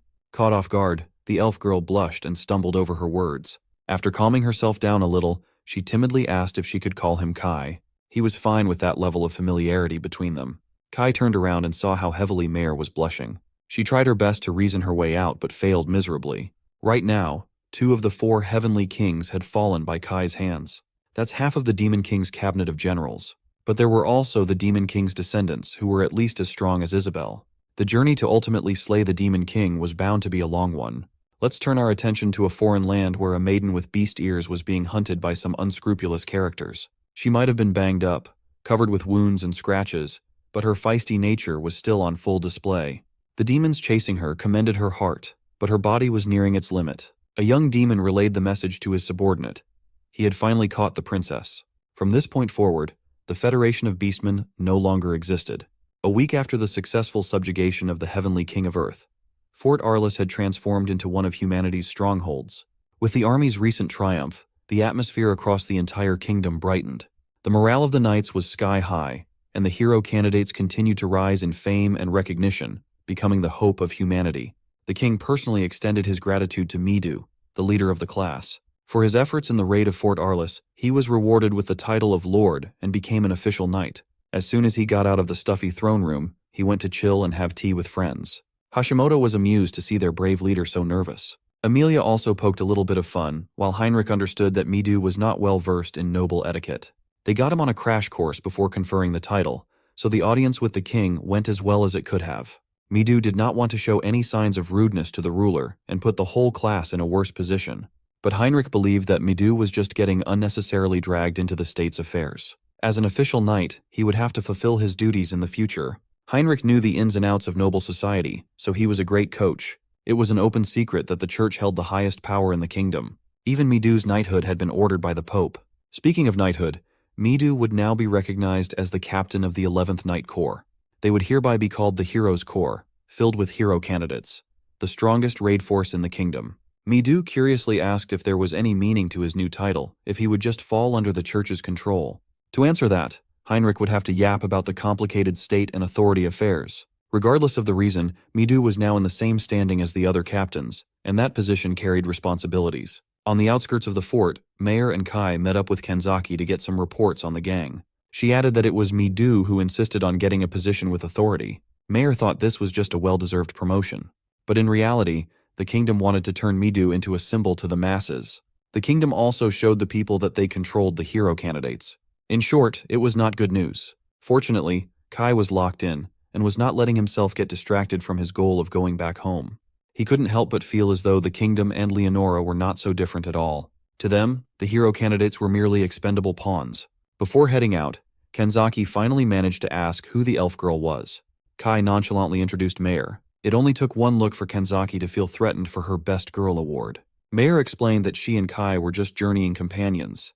When asked the same question, Kanzaki was too flustered to string together a proper answer. She told Mayer she was Kai's friend, but the cold-hearted Kai quickly denied the friendship allegations. Instead of a friend, it was more fitting to call her a collaborator. Kanzaki might have actually liked that label a little better. In their previous world, they had never even talked to each other. Moving that aside, since he knew that the hero candidates were aiming for the Demon King, Kai would gladly move in the group's shadow, just like he did with Stone Gaia. From now on, Kanzaki was just a messenger between Kai and the rest. Before he went on to the next destination, Kanzaki pleaded to join in the journey. Kai analyzed her from top to bottom and came to the snappy decision to reject Kanzaki's plea, knowing that without her, he would not have any other way to stay in touch with the rest. He knew many candidates were hostile toward his decisions, so Kai really needed someone as dependable as Kanzaki. With her best tsundere face, Kanzaki accepted the current situation. She was also the only one who knew that the leader of the class looked at Kai with high regard. Kai could only hope that Midu was doing the right thing independently. His growth would really make or break the battle against the Demon King. But Kai actually had a formula for this madness. He was fully aware that fighting the Demon King's army would not be a solo venture. Sure, he and Mayer managed to defeat Wimberg with just the two of them. But in reality, it was a dangerously close victory. Hearing him casually mention killing another heavenly Demon King nonchalantly freaked Kanzaki out. Mayer's cheerful demeanor while explaining how they killed the Heavenly King of the Wind did not help either. While the hero candidates were having a hard time barely attaining equal power with Stone Gaia, Kai accomplished the same feat with just 2 people. Moreover, Kanzaki could feel something extraordinary about Mayer. She could not help but compare herself to the elf. She knew her domination didn't contribute much against Stone Gaia. Kai also divulged that there were stronger enemies than the 4 Heavenly Kings. With their current power, it would be impossible to stand against those powerhouses. Kanzaki would have to observe their classmates and the kingdom itself. Kai would stay in touch. She understood her role, and she wanted to do it for Kai. Before leaving, Kai relayed his intent to work his own way to defeat the Demon King to Midu. Mayer ran alongside him, cheerfully saying goodbye to Kanzaki. This conversation lit a spark of determination inside Kanzaki. She couldn't be a background character. She had to get stronger. After the defeat of Stone Gaia, the Holy Kingdom's army mounted a large-scale invasion of demonic territories. Thanks to the newly formed Heroes Corps, the morale of the army could not have been higher. They used this momentum to push as hard as they could, seizing territory after territory. As a result, the Holy Kingdom managed to conquer numerous forts around Urugano Mountain, eventually leading to the official liberation of Neutrat City. The deaths of 2 heavenly demon kings in such a short span of time made this conquest possible. Without Wimberg, who was responsible for the Demon King's logistics, it was only a matter of time before they crumbled. What the Holy Kingdom army didn't know was the part that Aragi Kai played in all of this. After the successful campaign, the hero candidates were called back to the kingdom to be celebrated. Narumi drank to his fill. The victory banquet attributed to them was a blast. In this world, 15-year-olds are considered adults, so they can drink booze. Hashimoto lectured Narumi about the dangers of underage drinking before taking the beer for herself. Midu laughed, but it did not look like he was having as good a time as the rest of his comrades. The guy still had his night gear on. Rina noticed this tension and told him to relax. Although the victory was set in stone, some perceptive eyes noticed how the demon army's chain of command was in shambles. Midu also had his doubts, but no matter how much he thought about it, the win just seemed too easy. He even thought they were being tricked and trapped with how easy it was. Rina butted in and criticized Midu for being overly cautious when the Demon King's army was just a band of idiots. But he knew that they'd only gotten this far thanks to Kai's support from the shadows. Rina still refused to acknowledge that the edgy Kai could pull off such a feat. Hearing this made Kanzaki feel a bitter taste in her mouth, and she decided to bat for Kai. She asserted that while they were pushing through the front lines, Kai was destroying the enemy's backline. Kanzaki added that their conquest would not have been possible if Kai had not killed another heavenly king around the territory, severely weakening their defenses. Some were apprehensive, but Midu was certain that this was the truth. Narumi did not know how to feel, knowing that they had a monster lurking in the shadows as support. Rina was the most skeptical of all, refusing to believe that Kai could defeat someone so powerful. Arashi got roped into the conversation and was just upset that these kids interrupted his chicken time. Remembering the blade that dealt the final blow against Stone Gaia, he refused to talk about Kai and continued feasting on some good food. Hashimoto argued that they still could not forgive Kai even if his feats were true. Midu slowly walked out of that brain-dead conversation and asked Kanzaki if she had Kai's location. While she didn't know where Kai was, she knew that he was working on his own method to kill the Demon King. Speaking of Demon Kings, let's take a look at the western territory of Neutrat City, the demonic kingdom's mainland. In a thickly forested area, Kai stood in the middle of an orc encirclement. He patiently waited for the brutes to attack first, and they did. Dodging attacks from a brainless creature full of aggression was easy peasy for our boy. When another orc tried to capitalize on the situation, it was met with a dirty sand shot to the eyes. Not expecting dirty tricks like this, the brute took the brunt of the sand. Surprisingly, Kai started casting the Thundershock spell to deal some damage. Unfortunately, he was not trained enough to materialize it successfully the whole way through. The failed Thundershock left him open to a ferocious club swing headed for his noggin. It could have been bad if a certain someone hadn't blanketed the enemies with the flames of a salamander. Although the orc group was wiped out in just a second, Kai still reprimanded Mare for being extra. She argued that if his Thundershock hadn't failed, she would not have intervened. He was not expecting magic to be so hard when he had improved his mana control by leaps and bounds. His natural affinity was the rare thunder element. It was fast and powerful but incredibly hard to control due to its unpredictably wild nature. The fact that he could form spells should not even be statistically possible. If he got one of those elemental divine protections, he would have been unstoppable by now. Nevertheless, he still needed to practice incorporating thunder into his kit. He might have failed activation earlier due to being distracted by the orc in front of him. One must have a clear image of power while casting magic. That's also why magic was not supposed to be used in close-quarters combat where concentration would be split. But Kai was built different. He needed to make magic in daggers and melee range work. He had realized that he would need new and outlandish powers to defeat the Demon King. So he was glad to have Mare to guide him through this process, with her knowledge as the sage's disciple. While she was acting all cute and coy, Kai suddenly felt an unwelcome presence nearby. All of a sudden, a new batch of orcs encircled Kai and Mare from all angles. This was a good thing though. With the entire tribe coming out of their lair, Kai would have plenty of training targets to practice on. A few moments later, the crowd grew. It seemed like it was not just orcs. All kinds of beasts and demons came out to play. All kinds of monstrosities poured in from who knows where, each one uglier than the last. Kai did not care about their sheer quantity. He just wanted to get some thundershock practice done. This time, his cast came through, and he was able to send thunder into the bodies of his enemies. Apart from the initial shock and crackle, it did not do any damage at all. Sure, it burnt off a little bit of skin, but it was not nearly enough to use as a killing move. For now, at least he managed to use it in real combat, even if the firepower was severely lacking. An orc came to sneak an attack from his side, and Kai easily got out of there. He established a foothold in one of the trees and gave the monsters a show of speed and accuracy like they had never seen before. While mesmerized by the brilliant movement from above, the monsters did not notice the rain of blades. Each one landed on vital spots, killing the orcs in a gory one-shot. Currently, Kai's most effective weapon was his daggers, imbued with mana and thrown with accuracy and firepower. For now, magic casting would need a lot more polish. Up above, a white ape dared to catch him while he was lost in thought, only for blood to spill on the ground. It was an easy decapitation for this one.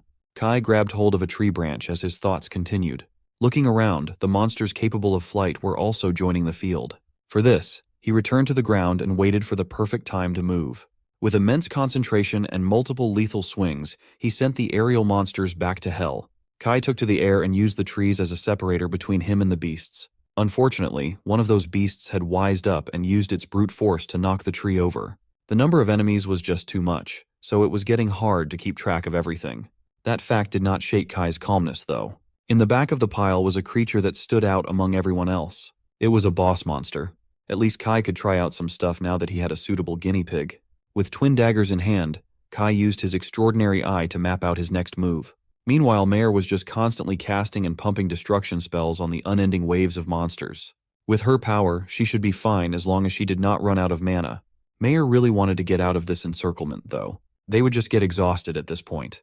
Thankfully, Kai was reasonable enough to agree. They retreated, but not before he had already painted his side of the field with monster blood. And so, the duo ran away as steadily and fast as they could. On top of the sheer number of those monsters, their levels were also high.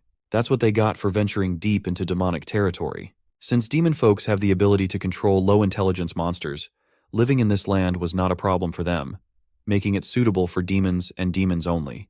The duo ran until they reached a cliff, a dead end. From up above, they got a real glimpse of the demonic kingdom under the night sky. It was a grisly sight of monsters and strange colors filling the land. A week after that recon mission on the demonic territory, things heated up in the Holy Kingdom. They used their momentum to launch another campaign to invade even more demonic lands. But while riding high on the success of their first conquest, they were in for a rude awakening this time around. Traversing the woods, their main problem was not demons but monsters instead. The number and levels of the monsters in this territory were at a different level, something they had never encountered before, let alone fought. Even though they did not pose any problems to the rapidly growing hero candidates and official knights, countless normal soldiers served as free fodder for the beasts. Amelia tried her best to preserve their forces with formations and counters, but they were overwhelmed. Heinrich was the first to acknowledge that they were completely outdone by the demons, and they had not even shown up themselves. This opened the possibility of a high-ranking demon lurking in the vicinity and controlling the monsters. Midu's assumption was correct. There was a high-ranking demon orchestrating this slaughter. Her name was Elsa, a high-ranking demon hell-bent on chipping away at humanity's military strength, no matter how many monsters must be sacrificed. Once the human army became exhausted enough, that's when the real demonic attack would begin. And that time was now. The Demon King's army took to the forefront, and Midu immediately requested an order of retreat from the commander. Amelia understood that they were outplanned and outgunned. The only way they could salvage this situation was through a successful retreat. The retreat cost them the lives of the soldiers at the rear.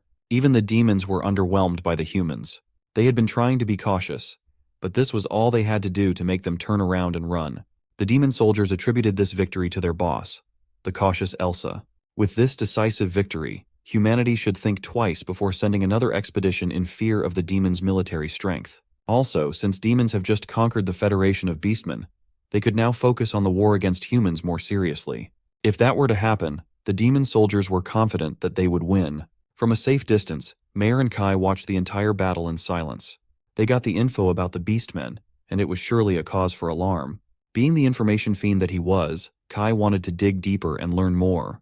The Holy Kingdom's army dejectedly retreated to the nearest human settlement. There, the medics worked overtime to treat the wounded while the leaders of the army convened to reflect on their failure. They had recaptured all the human territories at the border, but the moment they tried to enter the demon realm, they were hopelessly defeated. With their current situation, they would gladly take any reasonable suggestions. The glaring problem was the issue of countering the endless waves of monsters in the area. Unless they found a solution, pushing through the enemy's territory would be wishful thinking. They had not expected demons to use such advanced skills and tactics against them. Until recently, the Demon King's army had been fighting the war without proper strategies, but it seemed they were taking humanity seriously now. Midu reckoned they were facing a cunning enemy, a high-ranking demon generating and leading the monster waves. Based on scouting reports, they should be able to manage as long as they passed through the forest of monsters. But that was easier said than done. The area was massive and paths were limited. Passing through with a whole army would be virtually impossible. Some knights proposed that they regroup for now while figuring out their next move. Despite their success in liberating multiple territories, their losses in the recent expedition were too heavy. They could only blame themselves for overextending after recapturing the lost territories. It had only been possible due to the high morale of the troops in the first place. As of now, they couldn't rely on that anymore. Hashimoto spoke up and reminded everyone that their end goal was the Demon King. But if killing that entity were easy, they would not be suffering right now.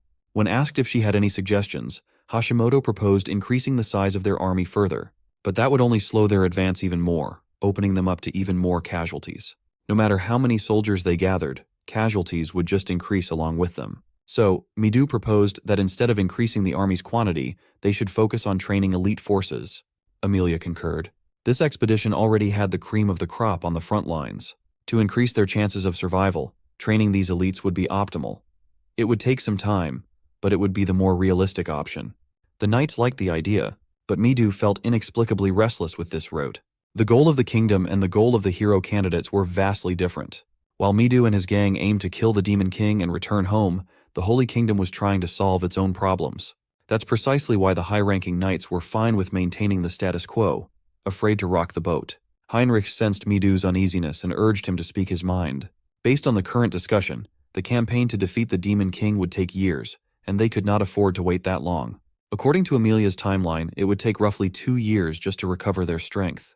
Of course, defeating the Demon King as soon as possible would be in everyone's best interest, but they just didn't have enough juice to make that happen. The knights were satisfied with the achievement of liberating territories humanity had lost. Midu could see where they were coming from and resigned himself to the fact that the majority had already decided, but he was worried about the class. He was certain that a lot of them were itching to go home. After the meeting, Midu, Hashimoto, and Heinrich headed out. The noble captain could see how upsetting this was for Midu, but Amelia's judgment was based on the kingdom's best interest. To overturn this situation, they would need a higher influence. Sadly, they didn't have enough leverage for that yet. Heinrich also warned Midu against rushing his thoughts. He said that, but Heinrich was just looking out for the kids. The noble captain asked Midu if he wanted to see his friends die. Being impatient would only bring them ruin. Moreover, the hero candidates might have gotten strong, but they still had plenty of room to grow. It would be better for everyone to hone their skills in preparation for one decisive push. While it was true that everyone wanted to go home to their world, getting killed by demons would be worse than just training for a few more years. Midu knew that better than anyone. If Heinrich hadn't been there to save their asses in the first fight against Stone Gaia, they would have been history by now. Furthermore, the demon world's nature devours the weak, leading to existences stronger than the 4 heavenly kings. The kingdom was counting on the hero candidates and their growth. Finally, after seeing things clearly, Midu accepted the decision and briefed the team. He was the type of guy who would put his friends' lives above all else. Midu steeled his resolve to become stronger. No matter how long it took, he would make sure that everyone got home safely. After briefing the others that they would be staying in this foreign world longer than anticipated, the reactions were mixed. They demanded to know how long it would take for them to return, and Hashimoto uncomfortably answered that it would be at least 2 years. 2 years might be a long time to prepare, but it would be preferable compared to risking their lives aimlessly. The one who had the most hostile reaction to this compromise was none other than Arashi. The thug kicked the table in front of him, refusing to acknowledge the plan.